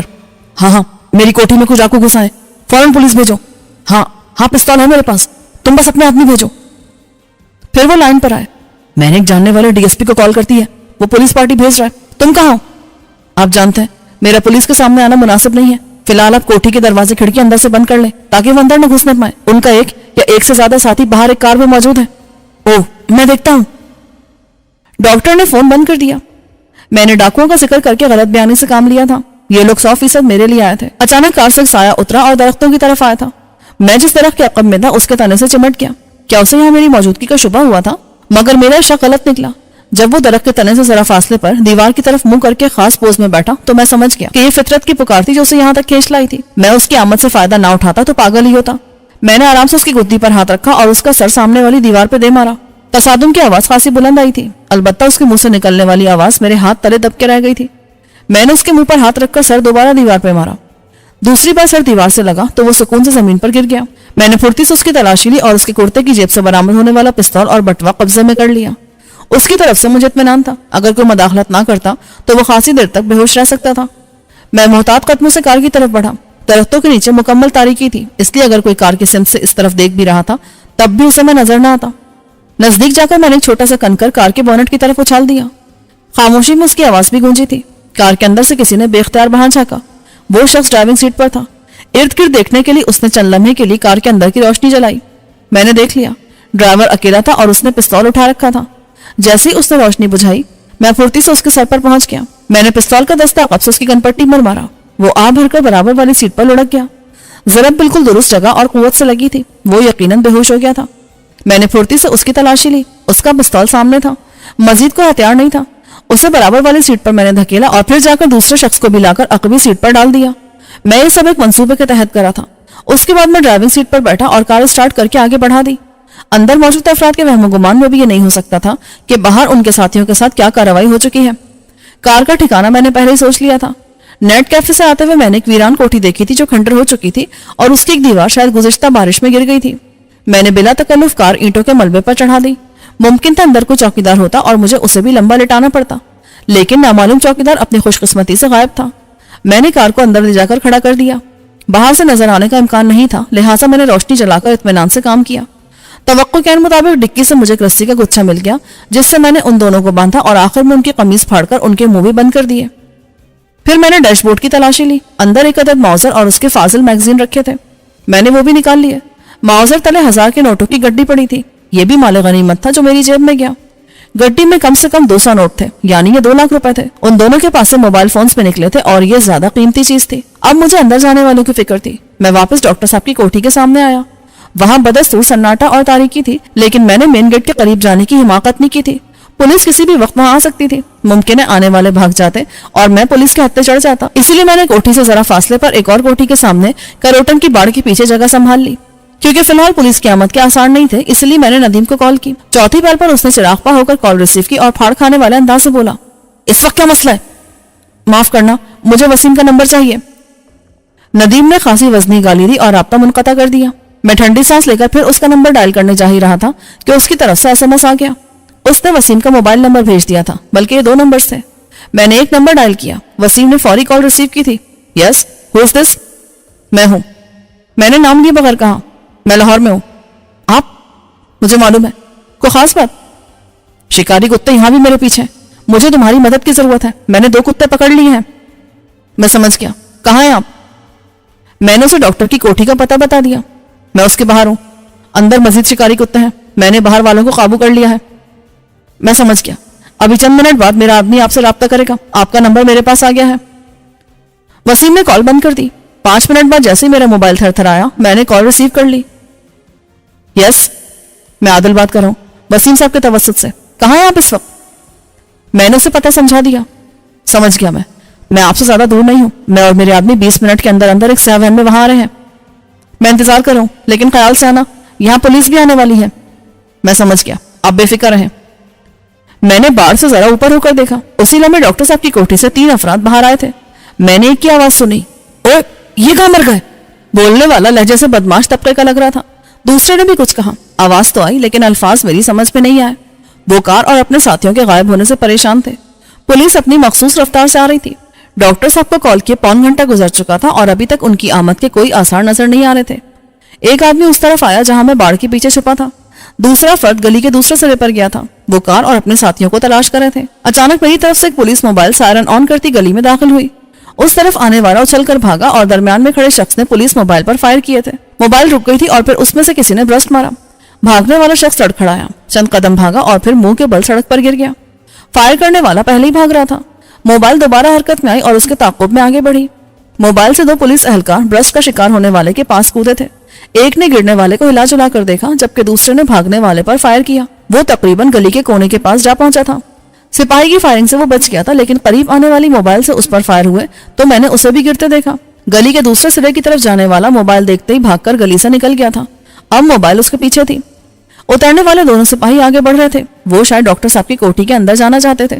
2 دفعہ فائر ہوئے تھے اور خاصا شور بھی ہوا تھا، لیکن ارد گرد کی کوٹھیوں میں سناٹا طاری تھا۔ کسی کوٹھی سے روشنی یا آواز کا اشارہ نہیں ملا تھا، سب دم سادے بیٹھے تھے۔ میں باڑ کے پیچھے رہتے ہوئے گلی کے کونے کی طرف جانے لگا۔ عادل شاید آنے والا تھا۔ باڑ ختم ہونے کے بعد میں نے درختوں کی آڑ لی۔ اس دوران میں 2 بار اور فائرنگ کی آواز گونجی تھی۔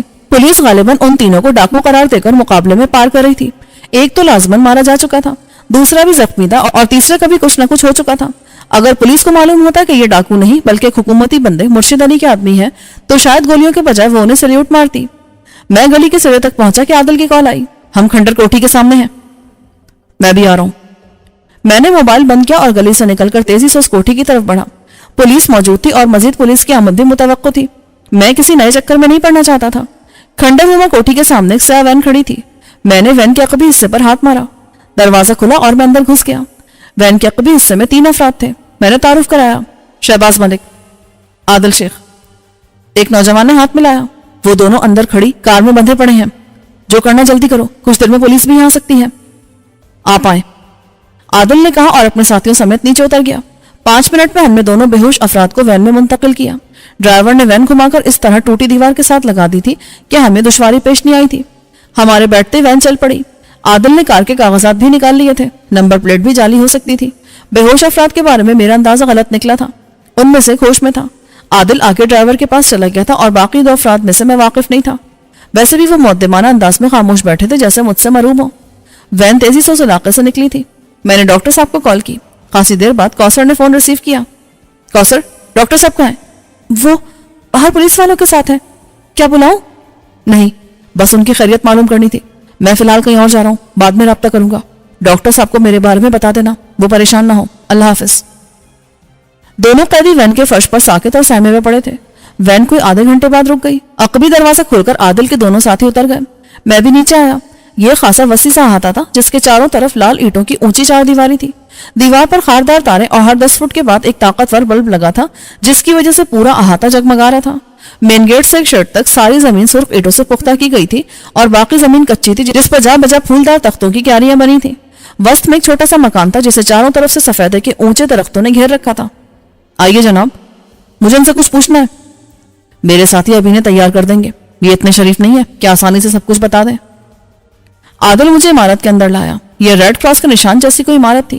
وسط میں ایک بڑا سا ہال نما کمرہ تھا جس کے چاروں طرف 2 کمرے قطار میں تھے۔ ہال ایک طرح سے نشست گاہ تھی۔ عادل نے ایک ملازم کو کافی لانے کا حکم دیا، پھر مجھ سے بولا، آپ کو بھوک لگی ہو تو کھانے کا بھی انتظام ہے؟ نہیں شکریہ۔ وسیم کو اطلاع دے دی؟ جی جناب، میری بات ہو گئی تھی ان سے راستے میں۔ 15 منٹ بعد کافی آ گئی۔ میں بےتابی سے ان دونوں افراد سے پوچھ گچھ کا منتظر تھا۔ میں یہ جاننا چاہتا تھا کہ وہ ڈاکٹر کی کوٹھی تک کیسے آئے، جبکہ مجھے 100% یقین تھا کہ کسی نے میرا تعقب نہیں کیا تھا۔ تعقب پر مجھے یاد آیا، میں نے اب تک اس نیک عورت کو اس کی کار کے بارے میں نہیں بتایا تھا۔ میں نے جیب سے دیا ہوا اس کا کارڈ نکالا اور مطلوبہ نمبر ڈائل کیا۔ اس عورت کی آواز آئی، ہیلو، کون بات کر رہا ہے؟ آپ کا شرمسار۔ میں نے دامت سے بولا، ابھی تک آپ کو آپ کی کار کے بارے میں بتا نہیں سکا تھا۔ اوہ، تم خیریت سے تو ہو نا؟ مجھے تمہاری فکر تھی۔ میں خیریت سے ہوں، بالکل، بہت شکریہ، میں نے کہا اور اسے جگہ بتائی جہاں میں نے اس کی کار چھوڑی تھی۔ اپنی کار وہاں سے منگوا لیجیے گا۔ وہ تو میں منگوا لوں گی، مگر تم اپنا بہت خیال رکھنا، تمہارے دشمن خطرناک لوگ ہیں۔ کل شام ان کی فائرنگ سے 2 افراد مارے گئے تھے۔ وہ ان کے اپنے ساتھی تھے، کیونکہ وہ مجھے روکنے میں ناکام رہے تھے، اسی لیے تیش میں آ کر انہوں نے اپنے ساتھیوں کو مار دیا۔ بہرحال ایک بار پھر بہت شکریہ آپ کا۔ اس کی ضرورت نہیں ہے، مجھے تمہارے کام آ کر خوشی ہوئی۔ میں کافی ختم کر چکا تھا۔ عادل نے آ کر بتایا، وہ دونوں تیار ہیں، آئیے میرے ساتھ۔ ایک کمرے کے فرش سے سیڑھیاں نیچے جا رہی تھیں۔ ان سے اتر کر ہم ایک تہخانے میں آئے۔ اس کے کونے میں وہ دونوں الٹے لٹکے تھے اور ان کے سروں کے نیچے بجلی کا ہیٹر لگا تھا۔ ان کے پاس 2 افراد موجود تھے جو صورت سے شفاق اور جلاد طبیعت کے نظر آتے تھے۔ عادل نے ان کی طرف دیکھا، کچھ کہا انہوں نے؟ ایک مسکرا کر بولا، کہیں گے سرکار، کیوں نہیں کہیں گے، آپ سوال کر کے دیکھ لو۔ ان دونوں کی آنکھوں سے خوف جھلک رہا تھا، لیکن فی الحال وہ بہادری دکھا رہے تھے۔ میں ایک کے قریب گیا، مجھے پہچانتے ہو؟ نہیں جی، ہم آپ کو نہیں جانتے۔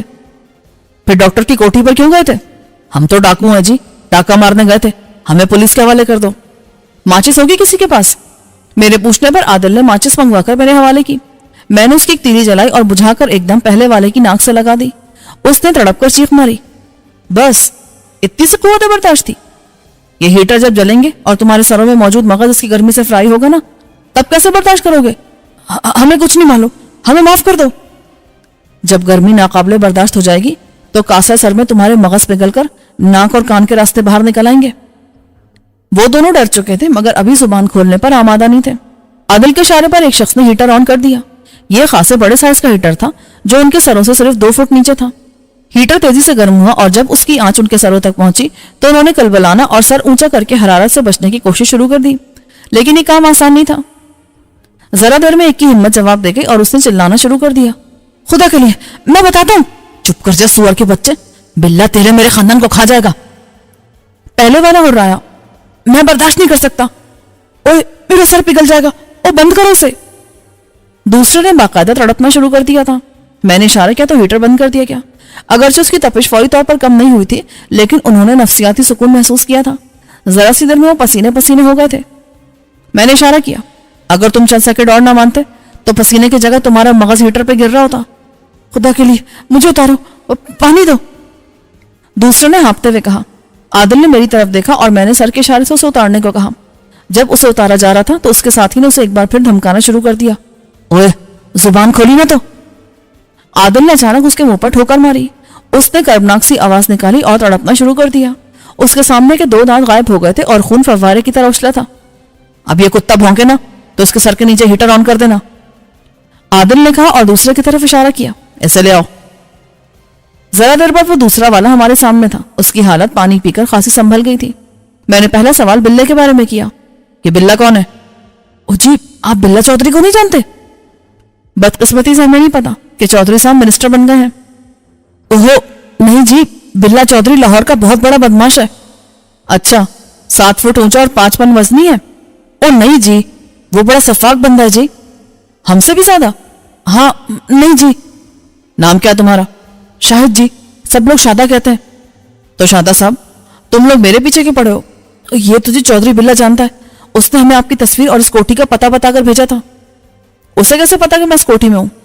پتا نہیں جی, پر جب ہم جا رہے تھے تو ایک آدمی بلے چودھری کے پاس آیا تھا. اس نے ایک بڑی سی مشین اٹھا رکھی تھی. وہ بلے چودھری سے کہہ رہا تھا شہباز نے آخری کال اس جگہ سے کی ہے. میرے کان کھڑے ہو گئے. کیسی کال؟ پتا نہیں جی, شاید موبائل کال کی بات کر رہے تھے. اس شخص نے عجیب سی بات کی تھی. اس نے کہا کہ مشین نے کال پکڑی تھی. مائی گاڈ. میں نے جلدی سے اپنا موبائل نکالا اور اس میں سے سم نکال دی.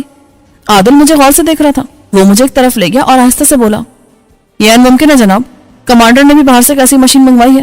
اس کی مدد سے نہ صرف کسی موبائل کا محل وقوع معلوم کیا جا سکتا ہے بلکہ اس موبائل سے کی جانے والی کال بھی سنی جا سکتی ہے. میں اس شخص کے پاس آیا. مشین والے آدمی کا نام کیا تھا؟ پتا نہیں جی, پر وہ بڑا تیز شخص تھا. بلہ چودھری کسی سے نہیں ڈرتا, لیکن وہ بھی اسے دبا دبا لگ رہا تھا. چہرے سے بھی وہ خطرناک نظر آتا تھا. اس کا حلیہ, میرا مطلب نین نقش اس طرح کے تھے. کچھ چینی جیسے جی. اس کے ماتھے پر زخم کا نشان تھا؟ ہاں, دائیں طرف کسی پرانی چوٹ کا نشان تھا.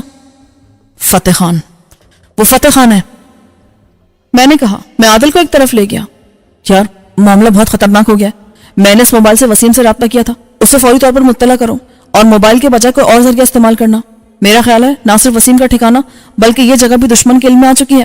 فی الحال کوئی موبائل کا استعمال نہ کرے. صورتحال یکدم ہی سنسنی خیز ہو گئی تھی.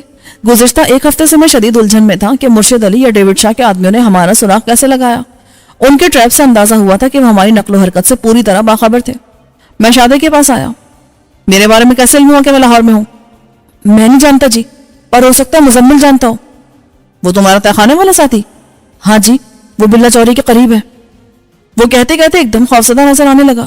جناب, بلہ بڑا ظالم ہے. اسے پتہ چلا نا تو وہ میرے سارے گھر والوں کو زندہ جلا دے گا. وہ پہلے بھی ایسا کر چکا ہے. فکر مت کرو, یہ بات اس تک نہیں پہنچے گی. عادل نے اسے تہ خانے میں بھجوا دیا. میں اور عادل اوپر آئے تو وہاں زبردست چہل پہل تھی. شرٹ تلے موجود گاڑیاں تیار کی جا رہی تھی. میں نے سوالیہ نظروں سے عادل کی طرف دیکھا. ہم جا رہے ہیں یہاں سے, اس نے بتایا. ان لوگوں کا نظم و ضبط میں پہلے بھی دیکھ چکا تھا. وہ مختصر سے نوٹس پر کسی بھی صورتحال میں حرکت میں آ جاتے تھے.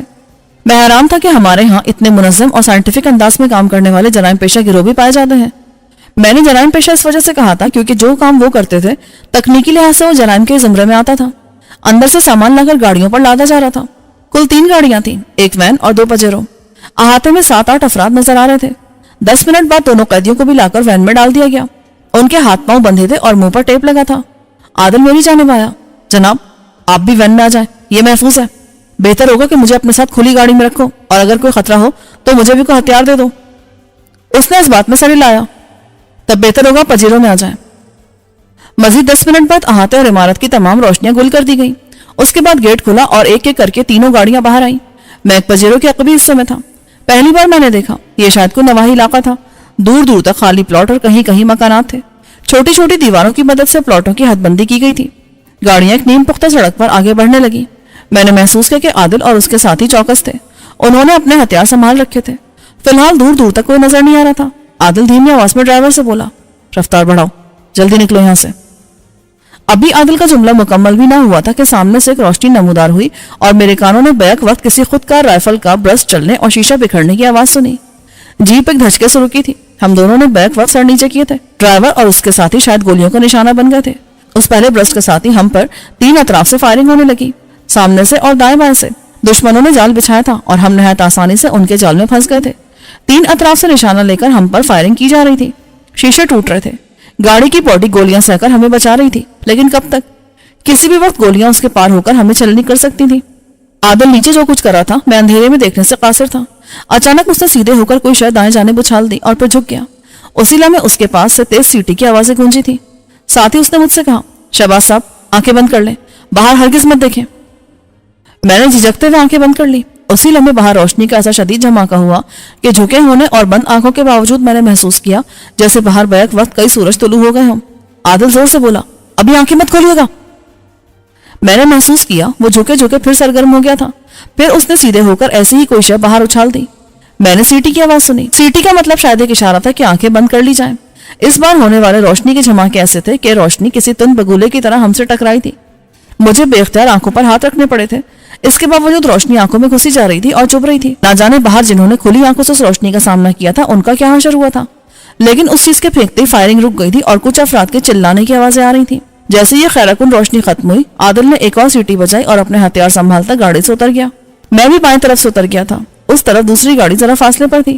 عادل اور اس کے ساتھی ان کی آڑ لے کر جوابی فائرنگ کر رہے تھے۔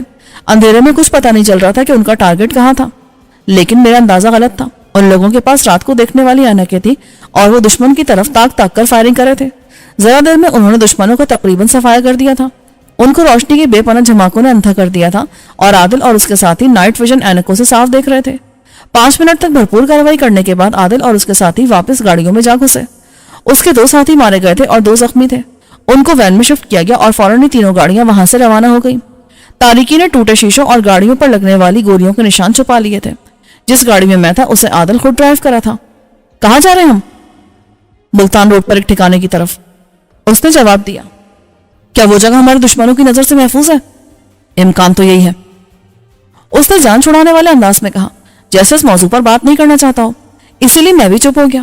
خوش قسمتی سے راستے میں مزید کسی نے مزاحمت نہیں کی۔ ایک جگہ پہنچ کر اچانک تینوں گاڑیاں الگ ہو گئیں۔ جیپ ایک تاریک راستے پر جا رہی تھی۔ ساتھ ہی عادل نے گاڑی میں موجود دونوں افراد کو ہوشیار رہنے کا کہا۔ کچھ دیر بعد مجھے اندازہ ہوا وہ تعاقب کا اندازہ لگا رہا تھا۔ اس کا ایک ساتھی نائٹ ویژن دوربین کی مدد سے عقب میں دیکھ رہا تھا۔ کچھ دیر بعد وہ بولا، سر پیچھے دور تک کوئی نہیں ہے۔ عادل شاید اب تک ایسے ہی گاڑی گھما رہا تھا۔ جب اس کے ساتھی نے تعاقب کا امکان مسترد کیا تو اس نے ایک راستہ پکڑ لیا۔ کچھ دیر بعد گاڑی ایک نئی قائم ہونے والی آبادی کی کوٹھی میں داخل ہوئی۔ کوٹھی کے ڈرائیو وے میں سرگرمی تھی۔ شاید وہاں موجود لوگوں کو ہماری آمد کی اطلاع مل گئی تھی۔ پورس میں ایک لڑکی کھڑی تھی۔ عادل کو دیکھتے وہ بےتابی سے لپکی، عادل تم ٹھیک تو ہو نا؟ عادل نیچے اترا اور تھکے تھکے لہجے میں بولا، ہاں لیکن 2 آدمی مارے گئے ہیں۔ میں نیچے آیا تو عادل نے تعارف کرایا، شہباز صاحب، شی از مائی وائف سونیا، اور سونیا یہ شہباز صاحب ہے۔ میں ان کے بارے میں سنتی رہی ہوں، آپ اندر آ جائیں۔ اس نے اشتیاق سے کہا، تم شہباز صاحب کو لے جاؤ، مجھے کچھ کام نمٹانے ہیں۔ شاید اسے ابھی گاڑیاں ٹھکانے لگانی تھی، اپنے مارے جانے اور زخمی ہونے والے ساتھیوں کا کچھ کرنا تھا۔ ہمارے پیچھے باقی 2 گاڑیاں بھی آ گئی۔ میں رات بھر کی بھگ دوڑ کے بعد تھک گیا تھا اور آرام کرنا چاہتا تھا۔ سونیا نے راستے میں مجھے بتایا کہ وسیم نے اسے میرے بارے میں بتایا تھا۔ میرے بھائی ہیں وسیم اور میں ان کے گروپ میں شامل ہوں۔ مجھے حیرت ہوئی تھی۔ وسیم نے اپنی بہن اور عادل نے اپنی بیوی کو اس خطرناک دھندے میں شامل کر رکھا تھا جس میں قدم قدم پر موت کا سامنا تھا، مگر فی الحال میرے پاس ان باتوں پر غور کرنے کا وقت نہیں تھا۔ میں تو یہ سوچ رہا تھا کہ ڈیوڈ شاہ میرے پیچھے کیوں پڑ گیا۔ اس نے مجھے تلاش کرنے کے لیے اس مشین کا سہارا لیا جو نہ صرف موبائل فریکوینسی پکڑ لیتی تھی بلکہ جس جگہ سے موبائل استعمال ہو رہا ہوتا تھا اس کی نشاندہی بھی کر دیا کرتی تھی۔ یہی وجہ تھی کہ مجھے لاہور آتے ہی تلاش کر لیا گیا تھا۔ پہلی بار شاید کسی پہچاننے والے نے مجھے دیکھا تھا، شاید وہی چادر پوش جس نے موبائل شاپ سے میرا پیچھا کیا تھا اور مجھے روکنے میں ناکامی کی پاداش میں سرے عام مارا گیا تھا۔ اس نے بلا چودھری کے آدمیوں کو اس شاپ کی نشاندہی کر دی تھی۔ اس سے میرا کنیکشن نمبر حاصل کرنا کوئی مسئلہ نہیں تھا۔ اسلام آباد سے روانگی کے بعد سے میرے ساتھ اب تک جو کچھ ہو چکا تھا اس میں ایک بات قابل غور تھی، مرشد علی نے مجھے زندہ کیوں رہنے دیا جبکہ میں اس کے قابو میں آ چکا تھا۔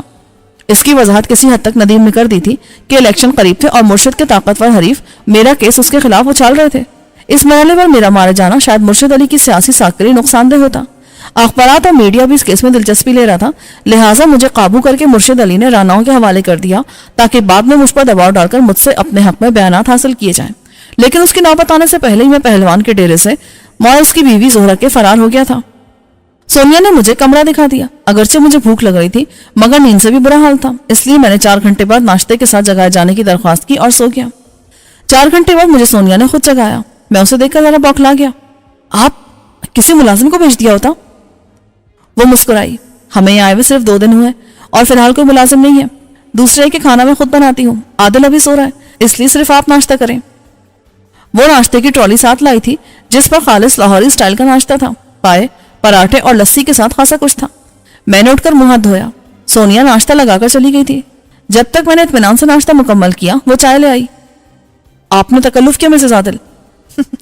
تکلف تو آپ کرے ہیں، میرے لیے آپ وسیم بھائی کی طرح ہیں اور مجھے آپ میرا نام لے کر مخاطب کر سکتے ہیں۔ اوکے سسٹر، یہ بتاؤ رات کو مسجد کو ہنگامہ تو نہیں ہوا؟ نہیں، البتہ عادل کے ساتھ ایک صحافی کو مشکوک سمجھ کر پکڑ لائے ہیں، وہ یہاں کسی سٹوری پر کام کر رہا ہے۔ بہرحال عادل اٹھ کر اس کے بارے میں فیصلہ کرے گا۔ یعنی تم لوگوں نے اسے قید کر رکھا ہے؟ مجبوری ہے، کیونکہ بغیر چھان بین کے اسے چھوڑ نہیں سکتے، دشمن صحافی کے بھیس میں بھی آ سکتا ہے۔ بات تو ٹھیک ہے، رکھا کہاں گیا اسے؟ عقبی حصے میں، نوکروں کے لیے کوارٹر سے وہاں، ادھر ہے وہ۔ میں دیکھتا ہوں اسے، مجھے دکھانا کہاں ہے وہ کوارٹر۔ سونیا مطلوبہ کوارٹر کی نشاندہی کر کے واپس چلی گئی اور جب میں کوارٹر میں داخل ہوا تو وہاں خاصی دلچسپ صورتحال تھی۔ ایک دبلا پتلا نسبتاً طویل قامت اور خوش رو نوجوان عادل کے 2 ساتھیوں سے جھگڑ رہا تھا۔ یہ میاں والی جیل ہے؟ غضب خدا کا، صبح کے 10 بج رہے اور اب تک ناشتے کا نام و نشان نہیں ہے۔ عادل کے ساتھی مجھے دیکھ کر اٹینشن ہو گئے تھے۔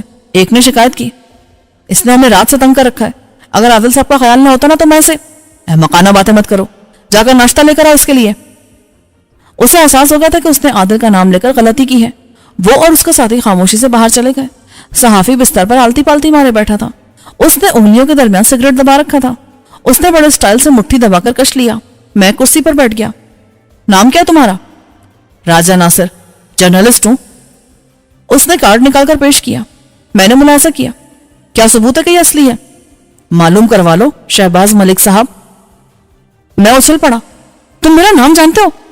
تم یقیناً مرشد علی یا بلّہ چودھری کے ساتھی ہو۔ ان دونوں خبیثوں سے واقف ہوں، لیکن تمہیں جاننے کی وجہ کچھ اور ہے۔ اسلام آباد میں میرا ایک دوست تمہارے لیے مہم چلا رہا ہے، تمہارے وکیل ندیم بھٹی کا دوست ہے۔ اچھا، تمہارے استدلال نے مجھے متاثر کیا، لیکن بائی دا وے تم یہاں کیا کر رہے تھے؟ میں تو سامنے والی کوٹھی کی نگرانی کر رہا تھا۔ مجھے اطلاع ملی تھی یہاں ہائی کلاس کا قہوہ خانہ ہے جسے بعض بااثر سرکاری شخصیات کی پشت پناہی حاصل ہے۔ اس قسم کے عوامی خدمتگاروں کو سرکار کی پشت پناہی حاصل ہوتی ہے، اور یہ کوئی اتنی خاص سٹوری ہے بھی نہیں۔ ہاں، اس لحاظ سے تو خاص نہیں ہے، البتہ ایک نیا چکر ہے۔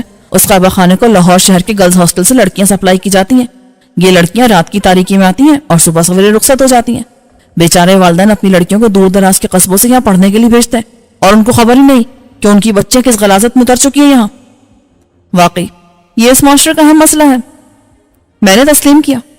کل رات بھی میں ایسی 2 لڑکیوں کا پیچھا کرتے ہوئے یہاں آیا تھا، کوٹھی کی نگرانی کرا تھا کہ تمہارے آدمی نے مجھے چھاپ لیا۔ اگر تم سچ کہہ رہے ہو تو ان سے غلطی ہوئی۔ بائی دا وے تم لوگ کون ہو؟ سامنے والوں کے حریف یا حلیف؟ اس کا لہجہ معنی خیز تھا۔ برخوردار، مجھے تمہاری نوجوانی پر رحم آ رہا ہے، ورنہ سوال کا جواب میں کسی اور طرح سے دیتا۔ اوکے، بندہ صرف قلم یا زیادہ سے زیادہ زبان چلا سکتا ہے، باقی معاملات میں کورا ہے۔ اس نے ہاتھ اٹھا دیے۔ راجہ جی، بہتر ہوگا دونوں کے چلانے میں ذرا احتیاط سے کام لیا کرو۔ اس نے آخری کش لے کر سگریٹ کو تقریباً فلٹر تک ختم کر کے ایک طرف اچھال دیا۔ احتیاط ہی تو نہیں آتی، ورنہ یہاں کیوں بیٹھا ہوتا؟ وہ کیا فرمایا اپنے علامہ اقبال صاحب نے؟ بے خطر کود پڑا آتش نمرود میں عشق، تو بس ایسی کچھ طبیعت پائی ہے۔ اتنے میں عادل کا ساتھی ناشتہ لے آیا۔ راجہ ناصر نے لہک کر ناشتے کی ٹرے لے لی۔ جزاک اللہ، بس ساری بات یہی تھی، آج کا ناشتہ تمہارے یہاں مقدر میں تھا۔ ناشتہ؟ عادل کے ساتھی نے پھاڑ کھانے والے انداز میں کہا۔ وہ جو رات تم نے فرمائشیں کر کر کے ادھم بچا رکھا تھا وہ پکڑا تم لوگوں نے تھا، تو فرمائشیں میں کس سے کرتا؟ اور ہاں، کافی لے کر آنا، میں ناشتے کے بعد کافی لیتا ہوں، بلیک اور وداؤٹ شوگر۔ عادل کا ساتھی اسے گھورتا ہوا جانے لگا تو میں نے کہا، میرے لیے بھی کافی لانا۔ وہ بادل ناخواستہ روانہ ہوا تو میں نے ناشتے میں کود پڑنے والے صحافی سے کہا، تم اس طرح ہر ایک سے پنگا لینے کے عادی ہو؟ تعجب ہے، اب تک مرے نہیں۔ بندہ صورت سے جتنا احمق نظر آتا نا، حقیقت میں اس سے ذرا کم احمق ہے۔ اس نے کھانے کی رفتار میں کمی لائے بغیر کہا۔ اس کے انداز سے لگ رہا تھا جیسے یہ اس کا آخری ناشتہ ہے۔ جب تک اس نے ناشتہ ختم کیا اندر سے کافی بھی آ گئی تھی۔ تو شہباز صاحب، بات یہ ہے آپ نے مگرمچھ کی دم تلے پناہ لے رکھی ہے اور آپ اس کے سامنے نہیں آ سکتے۔ تم نے مرشد علی کو درست طور پر مگرمچھ قرار دیا ہے۔ میں جب بھی اس کے سامنے آیا وہ مجھے دبوچنے سے گریز نہیں کرے گا۔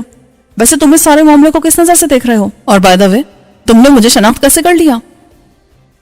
جناب کے پوسٹر لاہور کے ہر معمولی سے بدماش کے پاس بھی موجود ہیں۔ مجھے حیرت ہے تم اس طرح منہ اٹھا کر گھوم رہے ہو اور کسی نے تمہیں شناخت نہیں کیا۔ تمہارے لیے 1 لاکھ کا انعام رکھا گیا ہے۔ सख्त नाकदर शनास है मुर्शिद अली। सिर्फ 1 लाख रुपए नाम?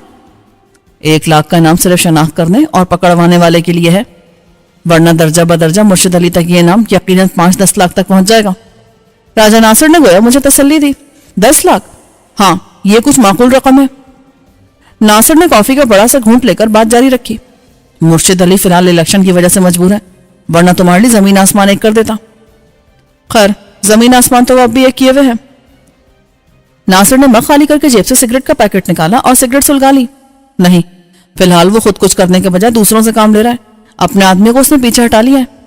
मैंने गौर किया, शायद इस वजह से उसने मुझे चक्करगढ़ के रानाओं के हवाले किया था। नासिर के अंदाज में एक नामहसूस सच्चाई थी, लेकिन जब तक आदिल उसे क्लियर करार नहीं दे देता, उस पर एतमाद करने का सवाल ही पैदा नहीं होता था। तुम्हारा मतलब है जमीन आसमान एक करने वाला काम वो इलेक्शन के बाद करेगा? यकीनन, नतीजा कुछ भी हो उसे यकीनी समझो। वैसे भी वो हमेशा सरकारी पार्टी में रहा है, पुलिस और सूबे की इंतजामिया उसके साथ है, वफाकी हुकूमत में भी उसका असर रसूख है।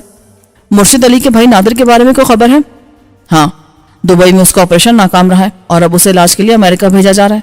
एक बात तय है, मुर्शिद अली भाई की इस हालत का जिम्मेदार तुम्हें समझता है और वो किसी सूरत में तुम्हें माफ नहीं करेगा।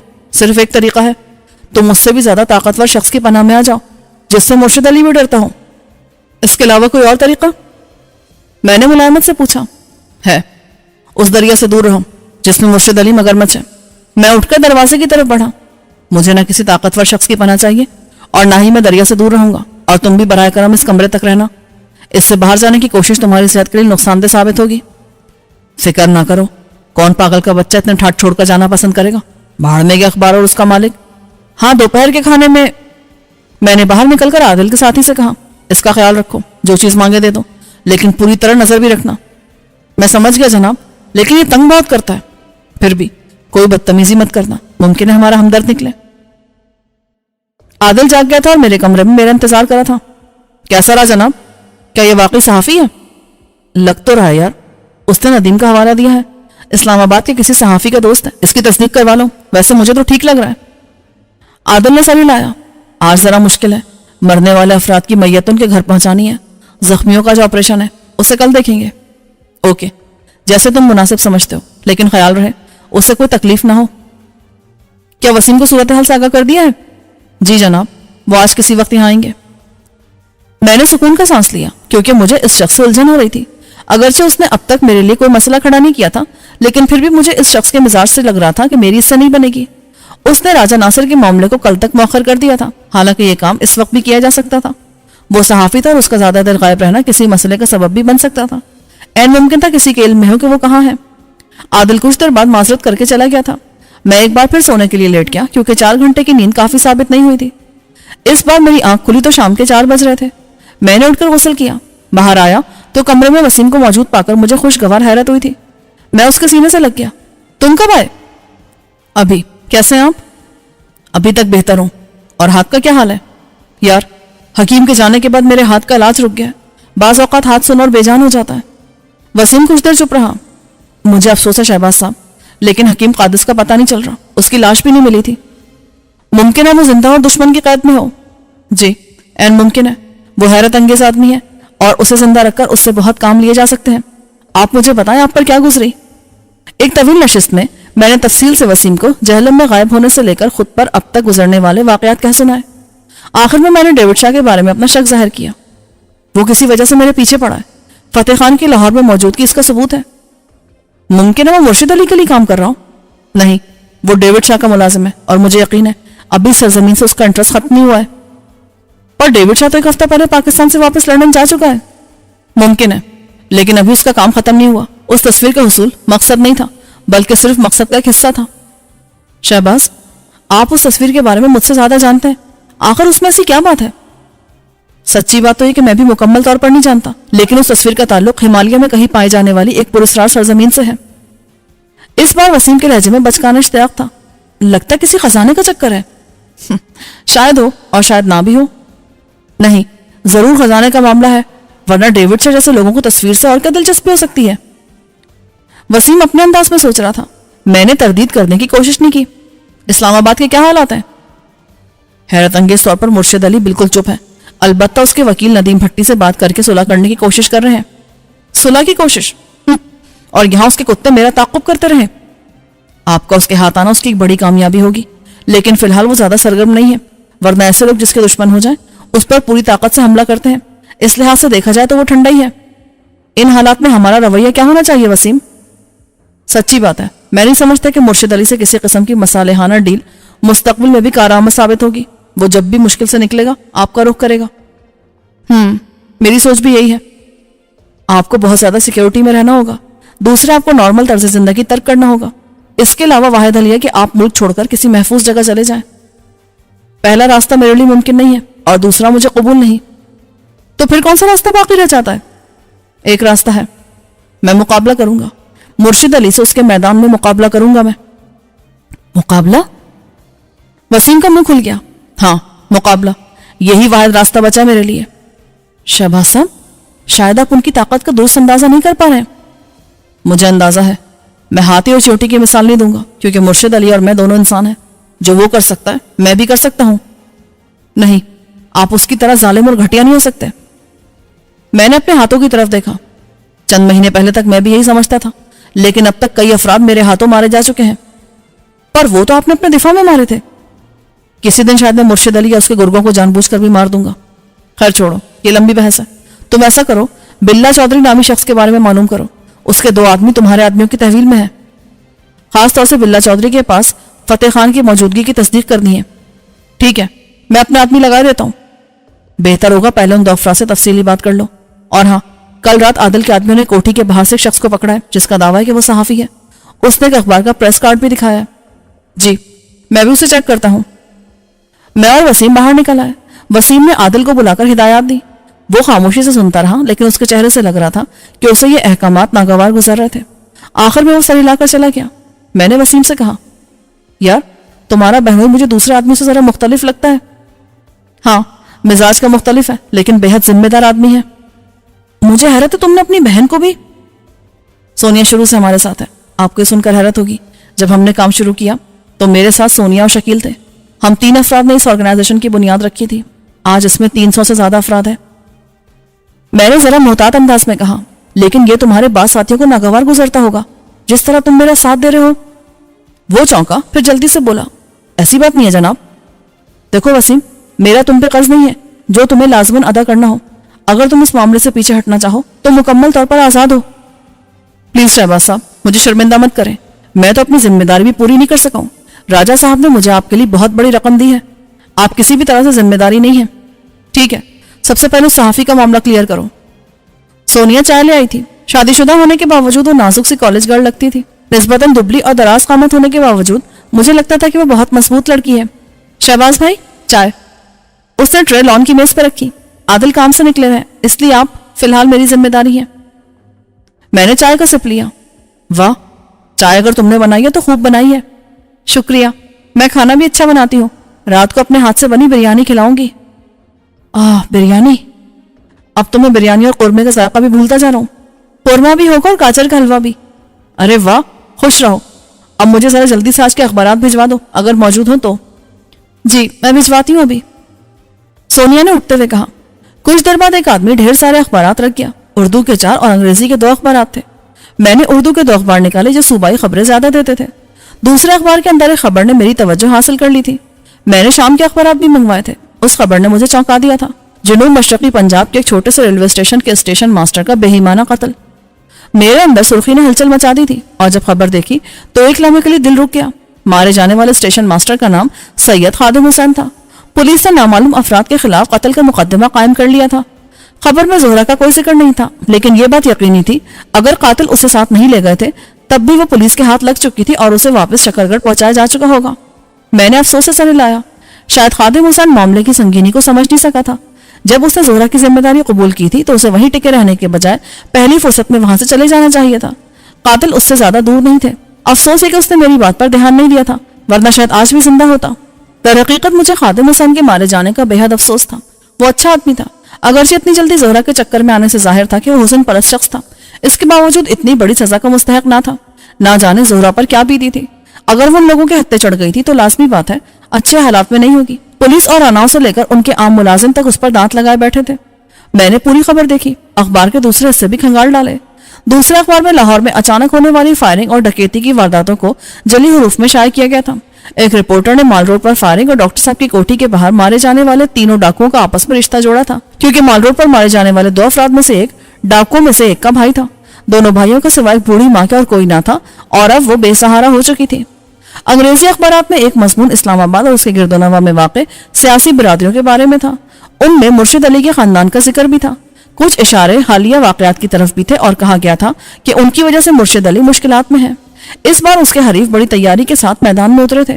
خاص طور سے انہوں نے کالج کی طالبہ کے اغوا اور اس کی مرشد ہاؤس سے برآمدگی کو اس خاندان کی سیاسی ساکھ کو تباہ کرنے کے لیے اچھالا۔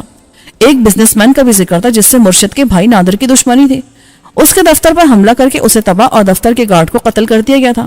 بزنس مین غائب تھا اور اس کے وکیل نے پولیس اور مرشد کے خلاف اغوا کا کیس درج کرا رکھا تھا۔ کورٹ میں ابھی یہ معاملہ چل رہا ہے۔